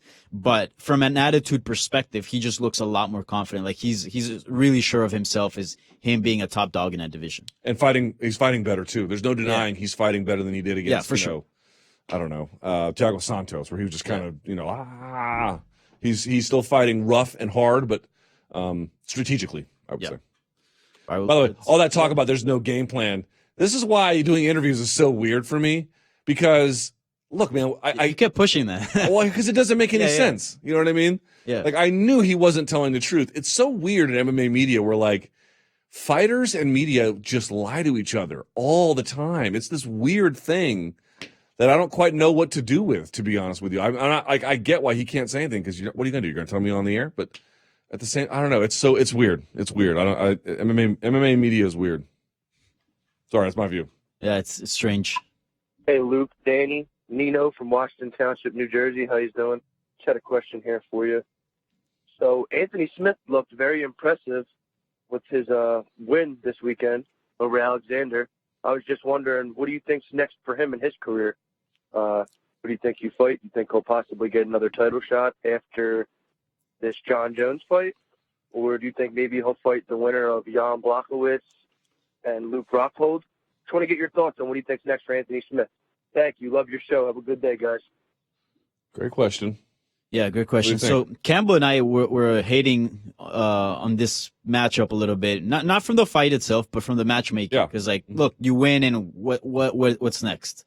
But I don't know. I guess once it happened, I guess I feel a little bit different about it now. Okay. I'd love to see Smith versus Rockhold. That's the fight to make. Yeah, I mean, it's just what. Even if Rockhold takes an L, I'd love to see that. So if you look at the rankings, Gustafsson heading into this fight was sitting at 2, Smith at 4. Dude, I feel he's been at 2 like forever, 2 or 1. Yeah, so I mean now it's probably going to be a bit of a change there. I bet Santos goes to 2, and then Smith probably goes to 3, just given that Smith is going to be, or Santos is going to be fighting Jones next. I like the Rockhold fight. I really do. I know our own Casey, our videographer, doesn't like putting contenders against each other for very good reasons. I acknowledge the argument is strong, but selfishly, dude, I love watching contenders fight. Mm-hmm. When George St. Pierre fought Sean Shirk, I was like, oh my God. Or when when George St. Pierre also fought Frank Trigg. I mean, those were 2 guys who were like, itching to get back to a title opportunity. And they had to fight each other to get there. Dude, it was awesome to watch, man. So to me, it's like, dude, if Smith had a rematch against Santos, depending on what happens with Jones or Reyes or I don't know. Dude, this guy, did I not call Alexander Rakic? Did I not call him big time? Yeah. And I talked about him on my radio show. Save your thought. The next question, it's about him. I've been telling you, dude, you watch that guy on legit, tape. man. He stood out to me legit. immediately. I was like, whoa, he's different. So there's a lot of different. I would say Johnny Walker. Like, I know Casey, I know you don't want him to fight, but dude, I want him to fight because I think it'd be fun. And I know it'd be terrible for the division, but I don't care because I care more about my entertainment because I'm selfish. So there you go. How about that? Fair. All right. All right. Well, let's talk about your boy, dude. Huge knockout win over Jimmy Manuwa. That was super impressive. Hey, what's going on, Luke and Danny? Josh from San Diego again. I noticed on the beat you were talking about Alexander Ratchett and how you've been watching him for a while. After seeing that brutal KO kick to Jimmy Manuwa, who would you like him to fight next? And also, where do you think Jimmy Manuwa goes from here? He's a staple, always throws down, but he's on a pretty bad losing streak. Thanks, guys. Love the show. So easy answer: Serkinov or Krylov or Uzdemir or Anderson. Mm-hmm. Any of those guys, dude. Anybody sort of 8, 9-ish and below. Yeah, I don't have a strong preference. Manuwa was in the top 10 exactly because here's the thing about Rakic. Clearly a ton of potential. Yeah, and there might be questions, but it's hard to ask them because we haven't seen enough tape yet. So what we have seen on tape caught my attention immediately. I was like, whoa, he's good. Yeah, I need to see him against other competition. So any of those donks. Yeah, Alir Latifi, have him fight him. Don't care. Any of those guys. Because, dude, here's the thing about Rakic. Clearly he has ridiculous power and speed. The guy can wrestle too.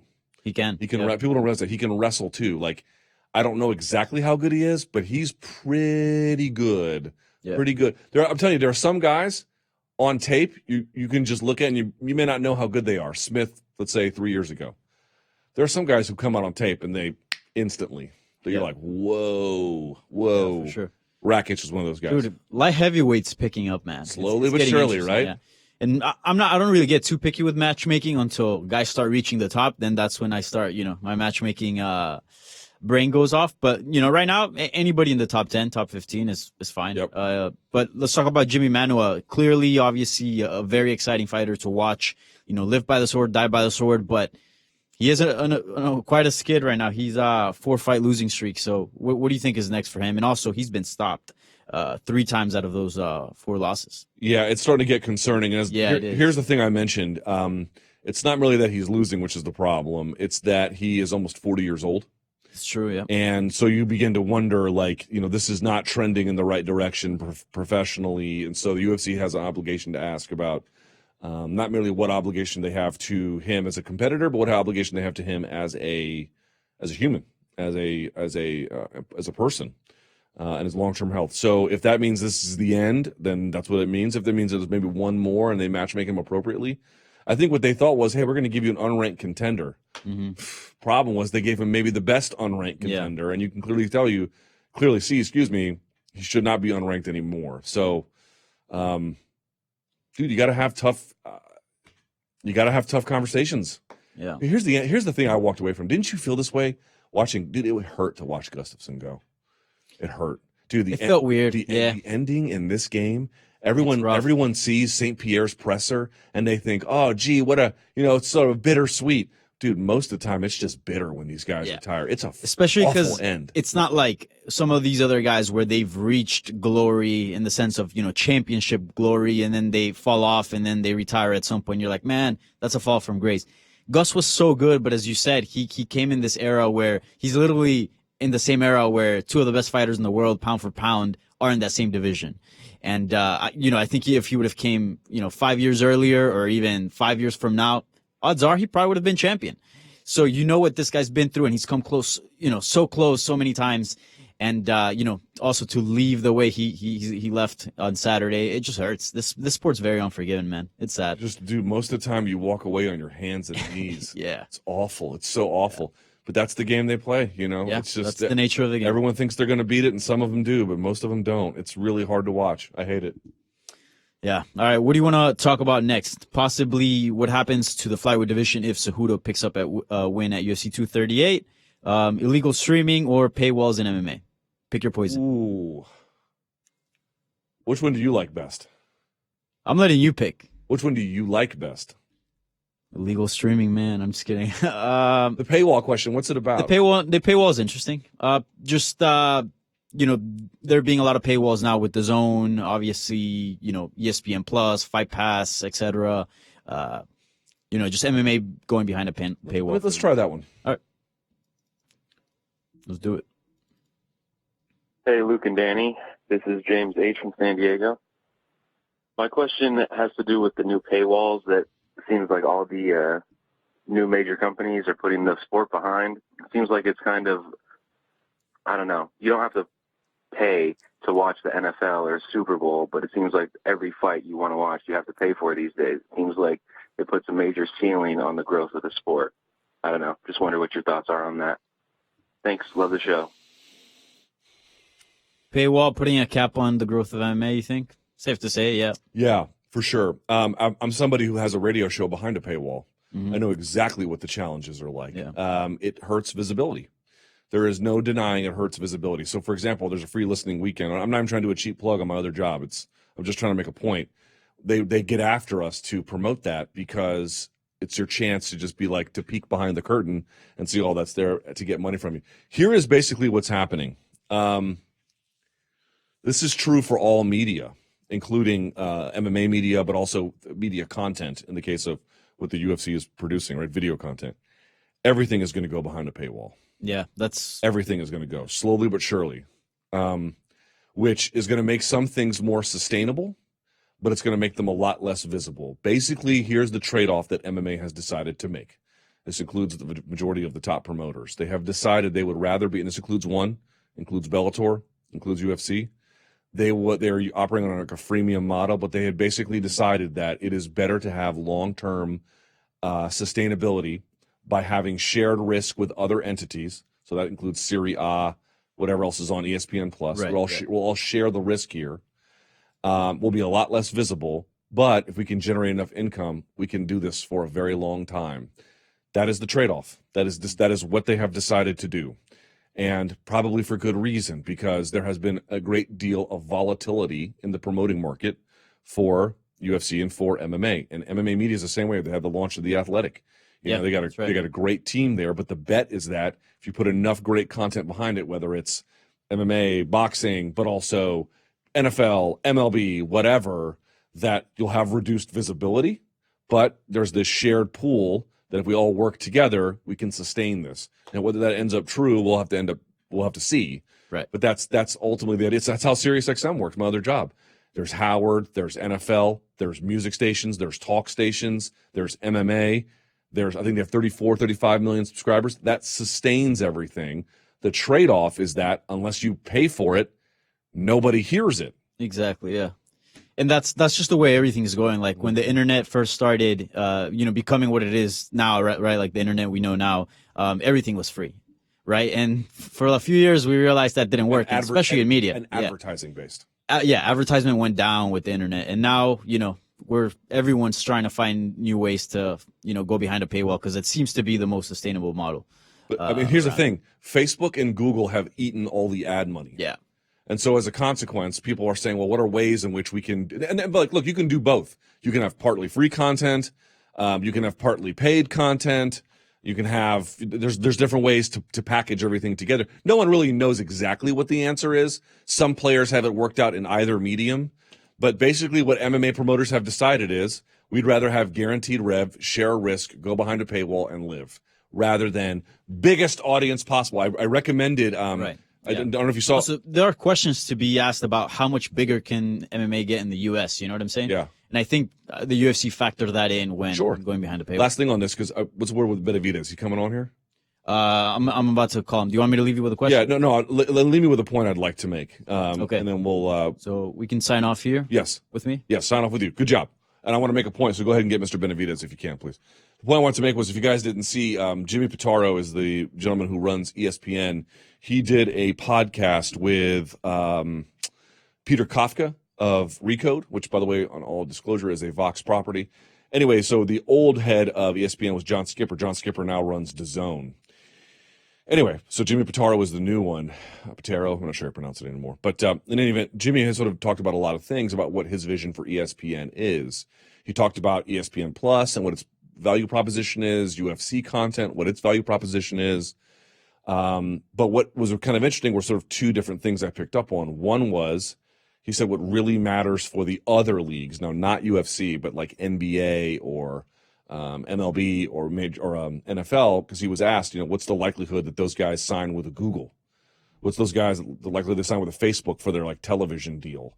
And his answer was probably low, because what they really value is widest audience possible. Well, what if you don't value widest audience possible? Then you're much more amenable to a potential streaming deal.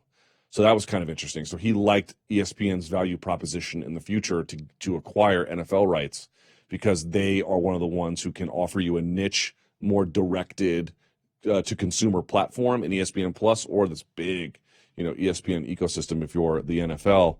The other one that I thought was kind of interesting was, he says it outright. He says it will have no effect on how they cover the sports, which is just not true. It absolutely will. But he's like, we're really big on access. What they want is access for everything, for basketball, for UFC, for Major League Baseball, for NFL, for everything. They want to be in touch with the athlete, blah, blah, blah. And his point was how important that was. And then he was asked, won't that impact how, your investigative arm works? And he was like, no, it definitely won't. Of course it will. Of course it will. And by the way, people have detected, at least in the basketball side, that they take a bit of a softer approach, and that the leagues trust them to do things. So, so this new ESPN is about working more in concert with the leagues, providing the direct-to-consumer aspect if that's what they prefer, giving a broader reach if not, if that's not what they want. So if you guys didn't see it, I tweeted it out. It should be my Twitter page, but you can just go to Recode is the name of the site. It's against a Vox property. And Peter Kafka did it with Jimmy Pitaro. All right, so we're gonna get Joseph Benavidez here on the show here in just a minute. He's got a big fight against Jussier Formiga coming up. But dude, what a weird time for the flyweight division. What a weird time for him. It's like I hate to even ask these questions, because I know that he's probably dealing with the uncomfortable reality of it all. But how do you not ask him? Because they're just so relevant. So let's go to him now. He is just one of the stalwarts of the flyweight division. The one and only Joseph Benavidez is here. Hi, Joseph. How are you? What's going on, Luke Thomas? How are you, man? I'm doing well, my friend. I am nice. It's nice to get in touch with you. Let me ask you, okay, can you pan up a little bit? Because I can see your nose and mouth, but not your face. Really? Yeah. Is that better? That is better. A little bit better. Is that better? Yeah. Okay. So let me ask you, if I can. You've been with the organization now, Zuffa backed anyway, a little over 10 years. We had Ricardo Lamas on, same position for him. If I had told you you'd be in this position in 10 years, what would you have told me back then? I would have been like, awesome. That's what we're working for. You know, it's still a surprise kind of every day when, you know, you see ads on ESPN and even your name and stuff like that, and ESPN in the backdrop. So it's still a surprise, and it's one of those things like you're grateful for, but you also, by being grateful, you realize like you've worked hard, and that's kind of what keeps you working harder is like, you know, it's not all in vain. You're not just like, oh my God, I'm in the same place. Like the sport's growing, I'm growing. So like I said, it's one of those things you never would feel entitled or deserving of something like that. But when you do it, it is almost a gratification of like, man, we worked really hard. Like this is what we always dreamed of, you know, as fighters, and I'm sure even media, like for this thing to be really, really mainstream and talked about the way it is and shown the way it is on major sport networks. And like, here we are. So it's one of those things you take in and you really just let inspire you and lets you know, keeps you grateful, keeps you grounded, keeps everything in perspective that, you come a long way. All right, I want to talk about your fight with Jussier Formiga in just a minute if I can, but of course this weekend is a bantamweight fight with flyweight champion Henry Cejudo and Marlon Moraes. Let me ask you, what's better for you, if Henry wins or loses this bout this weekend? I mean, I'm the kind of guy that tries to see positives in anything, so I'll make up a story, man. Like, if he wins, I'd make up a story how it's good, and if he loses, you know, I'll make up a story how it wins, but I think that's just a good thing to go through in life, like looking at something and being like, there is a good out of it. So for me, it's like if he wins, it's really good for maybe not me as an individual, but in a greater sense, the flyweight division. He goes and beats two amazing bantamweights, but for the future of the flyweight, you don't know what's going to happen because now he's a bantamweight champ. So there is some good there, but I think he would obviously be pushed to defend his flyweight title if he became bantamweight champion too. So who knows what good would come out of that, but that's the good for the flyweight division. On the individual basis, which that's probably what I should worry about, is if he loses, then he's the bantamweight champion, flyweight champion still. You know, his shot fell to being a bantamweight champion. He has to go defend his flyweight belt. I'm right there waiting for him when I get through Formiga. So that is a best case scenario on an individual basis. He loses and has to defend his flyweight title, which, you know, he should have been doing in the first place. It's a weird time for flyweight. It's a weird time for you because here you are at the top of this division. You're on the precipice of a really important fight, and yet it's hard to know exactly what comes next. First of all, what do you make of the flyweights who got cut, Wilson Hayes and others? Your division and women's featherweight, I believe, are the only ones without a complete listing of the top 15 at this point. Oh, yeah, I don't even know. I haven't looked at the rankings, but I knew guys were falling out like nothing, like crazy. I couldn't think of the right term, falling out like something. Anyway, but yeah, they were falling everywhere like flies, I guess. So I didn't know how many were left, but I saw guys kind of moving up in the ranking, and all of a sudden they're like 8 and 9, and I'm like, oh wow, seems like there might be only like 10 guys in this division, period. So it got kind of weird there, honestly, for a second, but it almost seems like it's cooled down, at least the talks and the cutting, and we're still making fights. And at first I thought, well, it's guys that are losing, they're leaving, and they don't have a really say on their contract. Like, that's how the contracts work, is you can't get caught off a win, but you can be forced to move up off a loss and be cut off a loss. So to tell you the truth, on the inside, I was having flyweights coming to me and telling me they are being forced and given options that either they go up or they get cut, which that's not an option. That means you're going up, right? Or you're getting cut. So that was kind of weird. But now, you know, after Dana said me and Formiga are the number one contender fight, that was kind of a big sign. And I was like, all right, well, if we're the only two left, we kind of have to be. But then they go and make 2 other fights with Figueiredo and Pantoja, and Figueiredo's coming off a loss. He still has a fight. And then I think they made another fight with another Brazilian, and he had lost. So, you know, they're still giving guys fights that lost. So I'm just looking at the next thing. The division's there, and there's a said number one contender fight that I'm a part of. So that's kind of what I look at. It's kind of hard to react to anything until it really happens. So what's happened is me fighting in 4 weeks for a number one contender fight. Yeah, I mean, you seem like a grateful guy no matter what. So I'll ask it this way: is it a fine reality if you beat Jussier Formiga, you become number one contender, you end up fighting for the flyweight title, and maybe the flyweight division is just a smaller division, but it doesn't go away? Is that cool?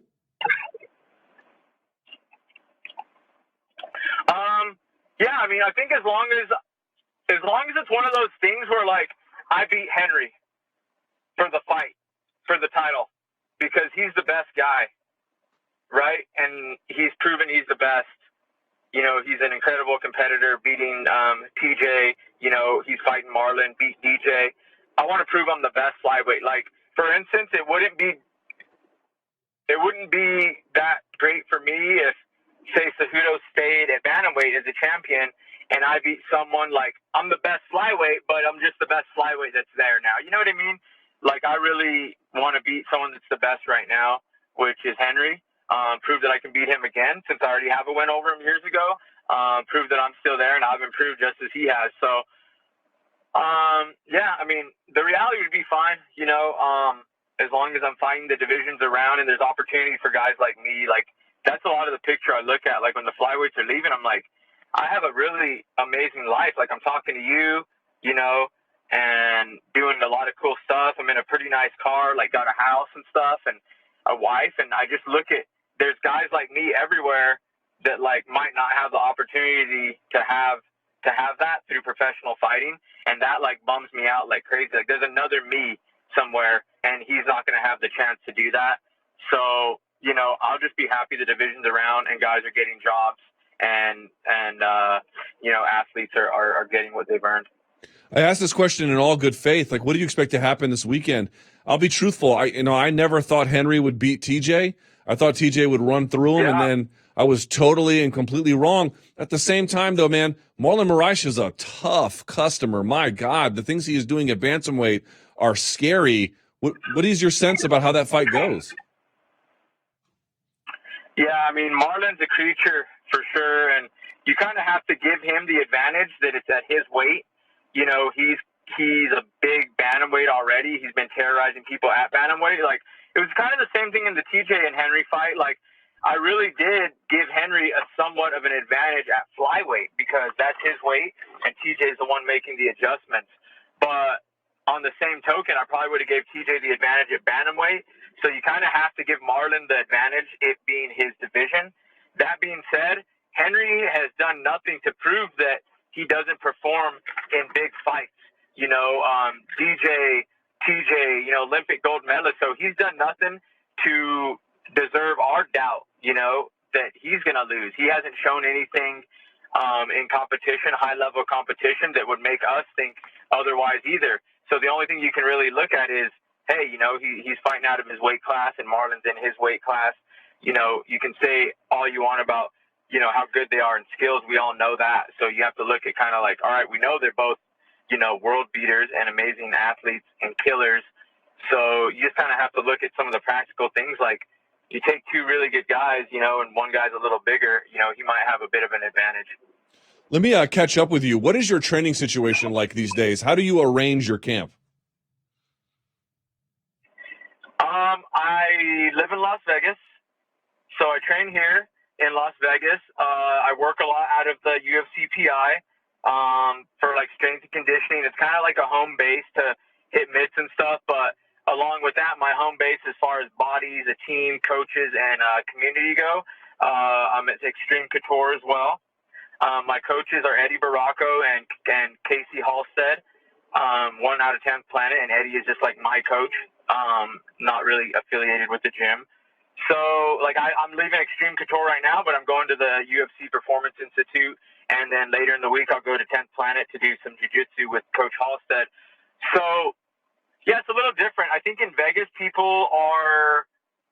see it a lot with people is you're left to be self-motivated and accountable here for your own schedule, which that's great because it is an individual sport. And I've been part of a super team for so long that I didn't make my own schedule and my own time and my own coaches. I was just, this was the coach, this was the time, these were the partners. Here in Vegas, being a veteran and what the UFC PIs allowed me and just what my my accomplishments in the past have allowed me is, you know, I can get guys and, you know, spar with 2 guys, not a mat full of 50 guys, or I can get one coach and have him run a practice for me because I have a facility like the PI to do that. So I wouldn't say I run my own thing, but I arrange my own schedule, and then my coaches more look out for me from there. So it's kind of cool. I think it's the way MMA is kind of leading to. You're kind of doing your own thing, but I always have a team. I have bodies and a great community around me at Extreme Couture and the UFC PI, but like, it's one of those things in Vegas here, you have to be self-motivated. There's definitely no one, you know, staying on you and stuff every day like you're in one place. You know, you got to go make all your rounds, and good for me. I've never had a problem with being self-motivated and taking care of things myself. I like being my own person. How did you decide that those particular coaches and this arrangement was the right one, given that there might be other options inside Las Vegas? Oh, it was all trial and error.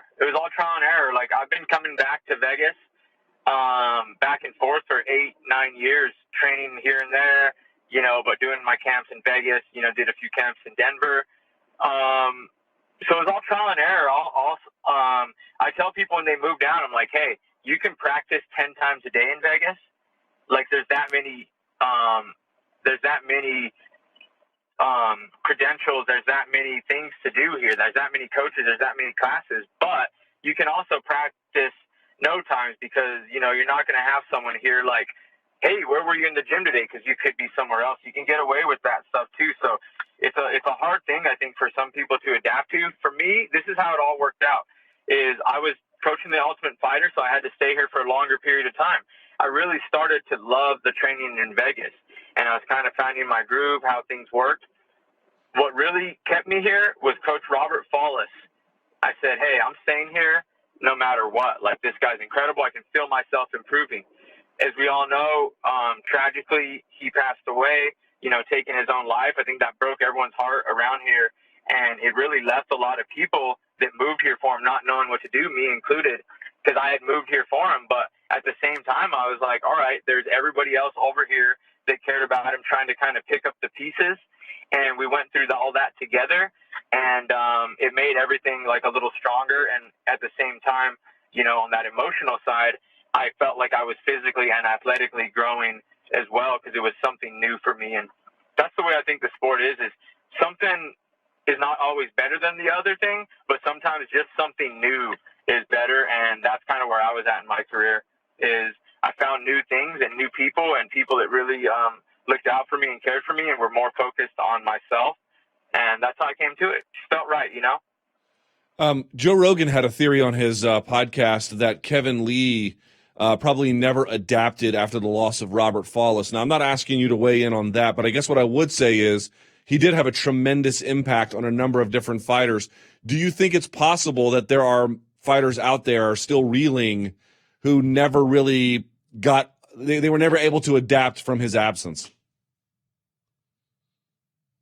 Yeah, I mean, it's one of those things is Follis was there's one Robert Follis ever. Like, I have trained years. I've been at the top of the game, and at 10 years, 13 years into my career, I found a coach that I was like, oh my God, still learning amazing things from, you know, on a mental, you know, physical, like spiritual side, everything. So I wouldn't say there's like no coming back from it and stuff, but people are affected and you can see the effects. And I don't think that speaks to the fighters being this or not being able to adapt or anything like that. I think it just speaks to how amazing Follis was, if anything. Before I let you go, sort of one question. I don't know what your relationship was like. The last time I spoke to you was the show in Brooklyn, I believe. Your Dustin Ortiz fight. Yeah. Yeah. Have you heard from personally, TJ? Are you spoken to him at all since then? I haven't spoke to him.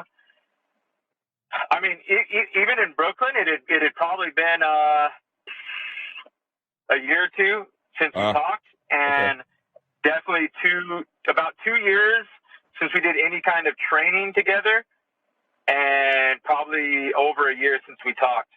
Before that, that Brooklyn fight. So there was already a lot of separation there. There was no real, like, there was no event or anything that did it. It was just overtime, you know, not being the same people and things of that nature that, you know, so yeah, we hadn't talked about in a long time, even before that Brooklyn fight. So I know this is fair enough. I know this is a weird question, but it's just one I have to ask because it's been on my mind. Now, maybe the timelines don't line up, so I don't understand the chronography. But I saw people, not just you, but other people at Team Alpha Male at the time being like, oh, yeah, we all knew TJ was on something. Why not tell USADA? That's how they actually bust people. Yeah. Well, the thing for that, when I was at Alpha Male, USADA wasn't around. Okay.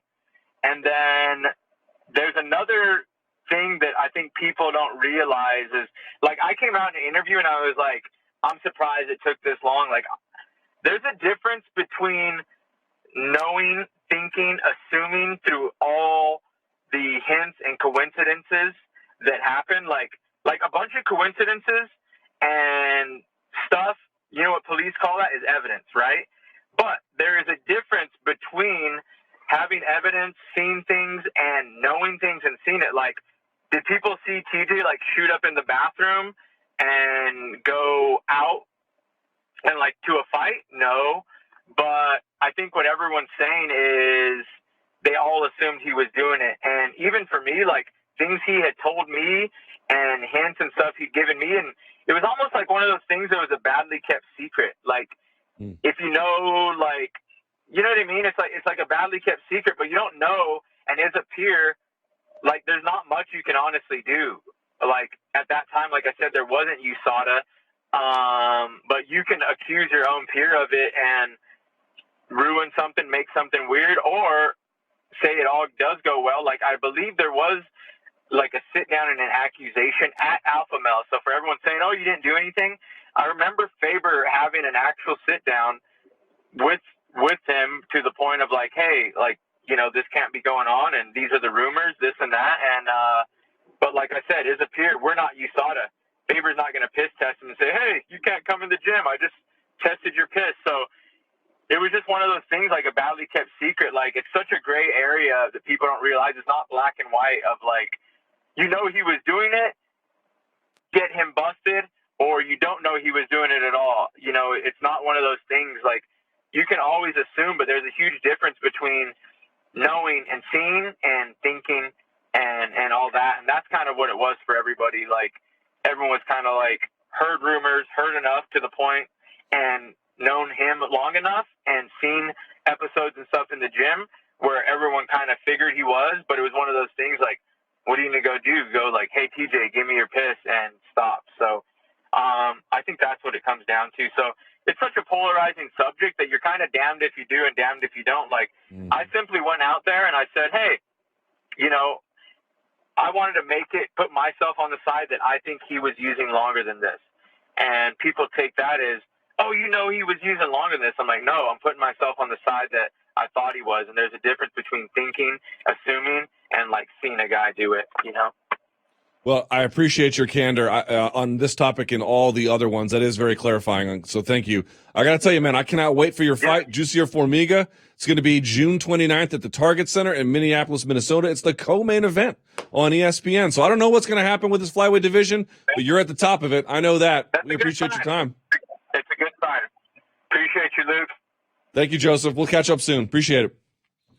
There he goes. Very good. Always appreciate talking to Joseph Benavidez, giving you the 411. All right, one more interview. Yesterday, he's traveling right now, but yesterday I caught up with Marc Montoya. If you guys have not been paying attention to what Factory X is doing, and Marc Montoya is the head of Factory X, dude, he is making dreams in fighting come true for some of these guys. Now, he's humble, and he won't accept the credit of helping some of these guys out. And to be fair, of course, they're the ones out there fighting. But if you can find the right kind of guru, I mean, who would the Ninja Turtles be without Master Splinter, right? They wouldn't be the same. It's kind of a situation like that. I personally believe that he is maybe, I don't know if he's the best coach in MMA. That's a hard thing to figure out, but man, he's on the short list as far as I'm concerned. He was the head coach of Anthony Smith. He's been the head coach of Anthony Smith for quite some time, and he's the one that gives him the instructions between rounds you heard in the Gustafsson fight. I caught up with him yesterday. He was still in Sweden to talk about Anthony, to talk about that fight, to talk about Gustafsson retiring too. We got to get out of here. So, of course, keep sending tweets using the hashtag the MMA Hour. Keep calling 844-866-2468. But before I go, here is my interview with Marc Montoya. And I'm joined now by the coach of Anthony Smith, as well as the proprietor of Factory X in Denver, Colorado. The one and only Marc Montoya joins us here on the MMA Hour. Marc, you got to be feeling pretty good about how things went in Stockholm. Yes, that was about I don't know if it was our best case scenario, but pretty dang close. Hey, what's up, Luke, man? Thank you for having me back on the show. Yeah, I'm still actually in Stockholm, getting ready to leave here in a couple of hours, and I don't know if we've slept, man. It's been an amazing night last night and an amazing day, and I'm just super happy and proud of Anthony's performance and the whole thing. It's absolutely been long overdue, especially with the Jon Jones fight, and then getting to watch him go out there and perform like we know he can was a special thing. This is the best win of Anthony Smith's career by far, right? Yeah, I would say he's, they're all amazing victories. You're fighting people like Hector Lombard and Shogun and Vulcan and Gus and Jon Jones. So, that's some high level, the best you're going to find ever, type guys. So, but, I would say Gus is got to be, it's got to be the best of his career so far, for sure. All right, so let's talk about the fight itself. I thought that it was maybe the third round, where maybe it was the second round, but there was a middle round where I thought Gustafsson had a bit of a rallying moment. But generally, it kind of felt like Anthony was patient, and certainly we'll talk about the ground in a second. But in terms of the stand-up, how did you feel like things went?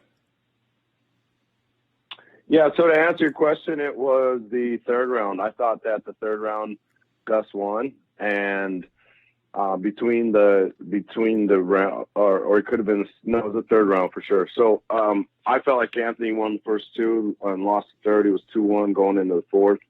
I told Anthony between rounds, listen, man, you gotta up your volume here. The only reason that we're losing that round is because of that.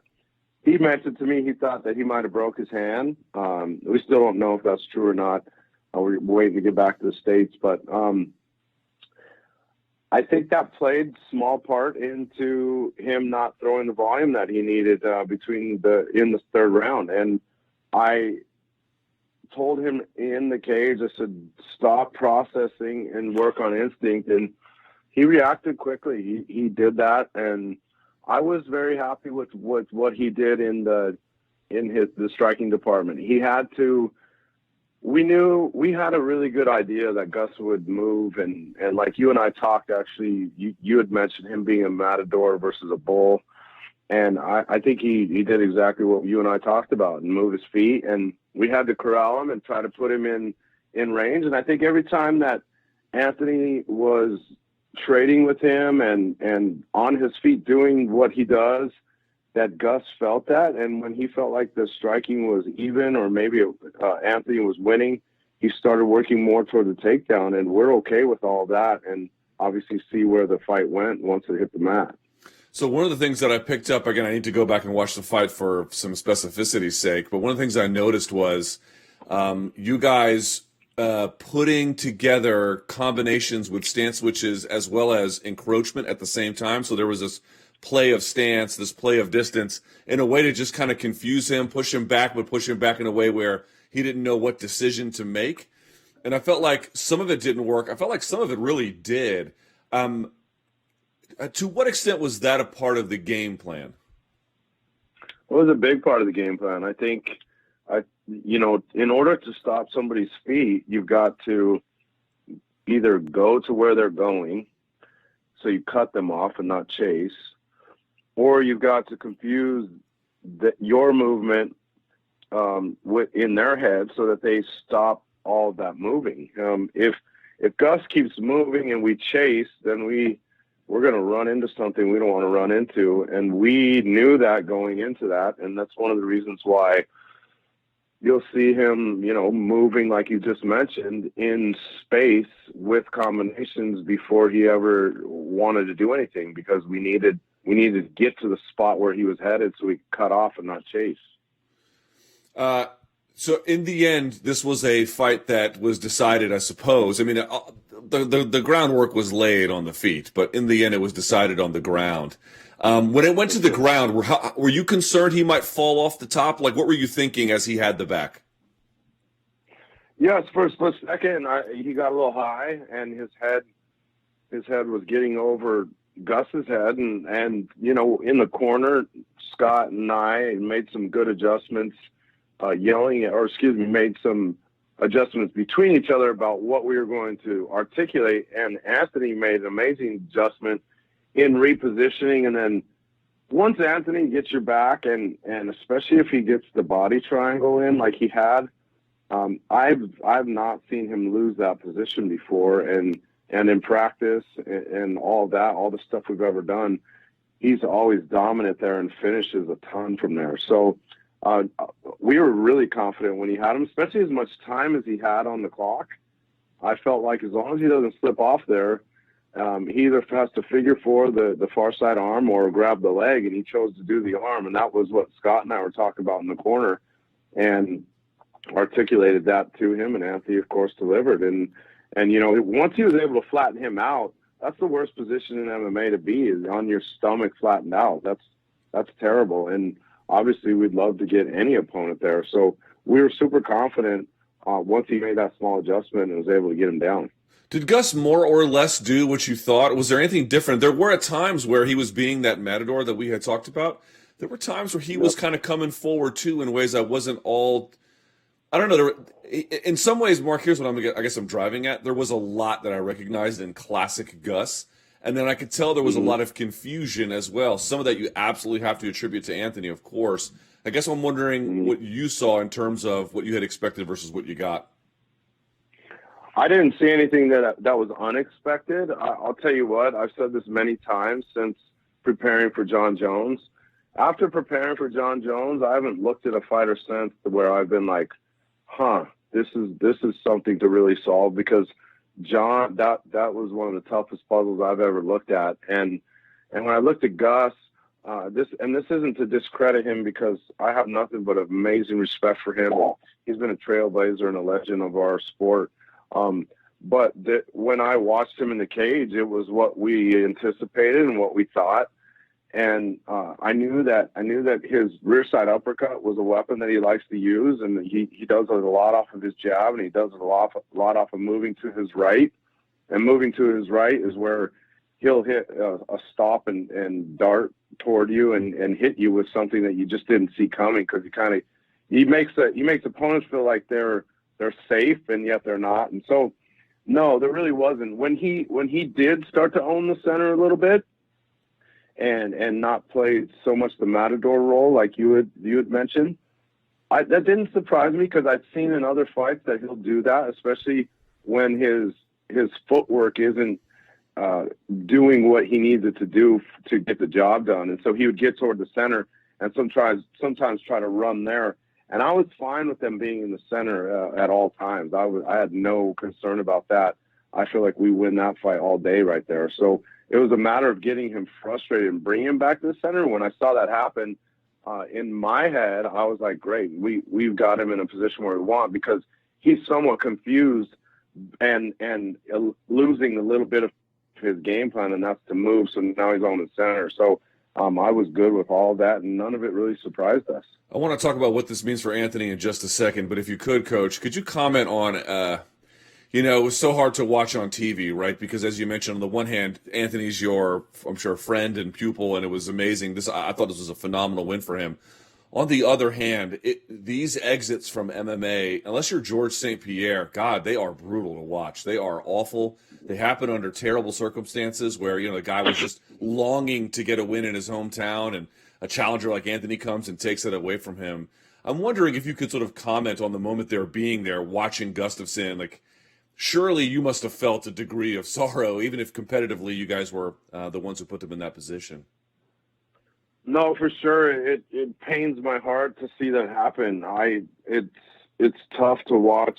I know what Gus has put into the sport because I've been in this and I've been in there with these fighters, and I know what goes into it, and I know the exhilaration you have of major victories and how bad you feel when you lose. And you know, I'm going on my third wave of fighters starting to retire, and it's not easy. But especially when you have someone like Gus. I know Anthony, myself, our camp had nothing but respect for him and his whole coaching staff and team. And I went up to his coach after and just told him, you know, what a phenomenal job he's done with Gus, and that it was such a pleasure to just share that opportunity with them. And I noticed pre-fight, the fight, just the way Gus was talking, that, you know, if he didn't get this victory, I felt like he might do that anyway. And that proves that he was in a, you know, just a different mental state. I'm not even in a bad way, but just he was being a realist to himself. And I also appreciate the fact that he, granted didn't win the fight in his home country or his hometown, but has recognized that, okay, I'm not going to sit in here for too long and diminish his returns and walk away still, in my head, a true legend and an amazing ambassador for MMA. And that takes us to you, Anthony Smith. You know, there's those quotes, and sometimes they're so cliche, and I don't think Anthony said it. I've heard other athletes say it a million times, which is, you know, I'm going to show you how great I am. There's this interesting process playing out, Mark, where I think Anthony has believed in his upside for a very long time. And as you know, there's probably been some cynics in regards to what that upside might be. And yet slowly but surely, he is beginning to do exactly that. I still think there is some pervasive criticism. It's hard to get rid of all of it, Mark. But I wonder if you think this was a bit of an attitude-changing fight in the general sense of how he's viewed. Yes, I think people for sure are going to continually look at him and go, huh, he's opening my eyes. I'm more of a fan. I think he can do it, those type of things. But you're also going to get the fans that are going to say, like they said on Anthony's come up, hey, Gus retired, you caught him at the end, blah, blah, blah. They're going to say those kind of things too. So you're never going to please everyone. And at the end of the day, that's not what we're doing this for. But I completely get what you're saying. Is it another breakout performance to solidify that he's a real contender and can be a world title holder? 100%. I know we didn't get to show it in the Jones fight, and I know when you asked me the question the other day, who poses John Jones the biggest threat, I said it's Anthony, and I still believe that, and I know what he's capable of. He was able to show and prove that, and went out there and finished one of the best light heavyweights of all time. And the great part is that he should be sitting in the driver's seat to go and fight whomever wins. When Jones and Thiago fight, he should fight that winner because he has earned his opportunity again to fight for another world title.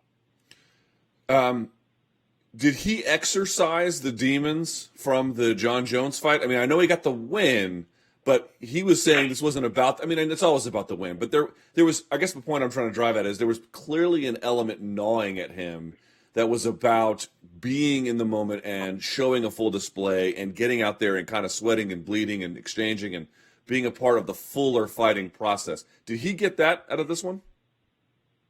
Yeah, yes. And what he was after was the ability to go out and impress himself and the ability to go out and give max effort. And I think those two things, or not I know that those two things are what was missing when he fought Jones, and that's why he felt the way he felt. And us included, we know what he's capable of. And yeah, I don't think you ever have a flawless performance. Even when you knock guys out quickly, we can go and assess things and break it down and be critical. So he wasn't after a flawless performance. He still has a bunch of work and growing to do. You know, we're just getting started with him. He's still a project, and that doesn't mean that in a bad way. It just means in a good way that the guy still is evolving and getting better and putting himself in another title contention opportunity. And I think if you're being honest with assessment, if you're a fan or media or whomever, that you can see he's getting better and that he's adding stuff to his game and he's breaking some of his old habits. And I'll tell you, it's fun to watch on my end, but it's also fun to watch him go out there and win and perform. But honestly, he performed that way because of the lesson we learned against John Jones. I know it's a tough lesson to learn, but if we're going to get in there, let's at least learn. And he did that, and I really respect him for that. I wonder if you could speak to his improvement being tied to your relationship with him. Now, I know what you're probably going to say. You're going to say it's about him and the work he put in, and all of that is true. But you know as well as I do, Coach, that a lot of, in many cases, I should say, especially with elite athletes and guys at the tops of the division, part of what is their success is a function of a deep and profound relationship with the right kind of coach. It's a tandem process in many capacities. I'm wondering if you can speak to what you've seen since you started working together and how important that has been for his arrival at this moment. Yeah, I'm going to go cliche for a second on you and say it is his work and his sacrifice and his family's sacrifice and him coming and getting out of his comfort zone and deciding to come to Factory X in Denver and work with us. Yeah, I'm 100% going to say that because that's all true. I'm also going to say that I think one of the pieces that was missing for Anthony when he came to me was he was looking for just a total package in leadership and to be able to create the synergy with technique, with personality, with game plans, with the whole thing. He was looking for that, and myself and Professor Busy and Scott Morton and Danny Molina and the whole team at Factory X, we've been able to do that together with him. And a lot of times with these athletes, especially these vets that have these fights, sometimes they're not that coachable. They come in and they're just looking to, just do, I don't know. Sometimes I don't know what the hell they're looking for. And they don't come in super coachable. And he came in so hungry and humble, but super coachable that it's made life easy. And then it's made life real easy for myself and Scott and Danny to coordinate and communicate when it comes to what's best for Anthony, and then him then listening to us. And I think that's one of his biggest attributes is he comes in as a vet when it comes to fights, amount of fights he has, and is still willing to be like, all right, coaches, show me the way. And that's one of the things that I thought was impressive. And I think if you notice in the fight, something that was interesting, and I thought about this today, is Anthony turned and looked at us in the corner 2 or 3 times in the fight. He's never done that before, and I think what that meant, and granted it was loud in there, it was super loud, so some of it could have been that, but what I took from that was, guys, I'm listening to you, I trust you, and let's rock and roll. And from the John Jones fight where we just weren't able to click on all cylinders there, I think that was his symbolism to us that we're getting this thing done, and I'm here to listen and learn and rock and roll and go get a victory. Before we let you go, last question. He says he wants to take a break as not merely, I think, he's fought 5 times in a year, but also as a promise to his family. You would like to see him take a bit of a break here, right? For sure. He definitely needs to take a break. He definitely needs to go have some fun and enjoy his family and just heal up a little bit. And he needed to get the whole taste out of his mouth type thing with this fight. And as well as I do though, Luke, the UFC is gonna be calling and asking for him to fight soon. And we were joking with Anthony, and I was saying, hey man, I just spoke with the UFC and they told me you're fighting here in September. Are you ready? And he was laughing. We were saying that last night. he was laughing about it. But they're going to be calling. But it's just a matter of hopefully that they can respect his time for a minute and let him enjoy what he's done and his family. And then, let's get back after it once all that's happened, because I do think there's also something to be said for him being consistent in the cage and having that consistency in there. I think that a lot of that does translate to success, though. Fair enough. Well, I got to say, you guys did a phenomenal job. What a win. What a team effort. And Anthony Smith just continuing to do incredible things in the sport. Safe travels, Coach. We appreciate your time. Can't wait to see what you guys have cooked up next. Hey, Luke, we appreciate you, man. Keep doing great work. You're one of the best in the business. And like I said, always, man, if you need me, let me know. I'll always come on here and just appreciate what you do. Thank you so much, Mark. Take care.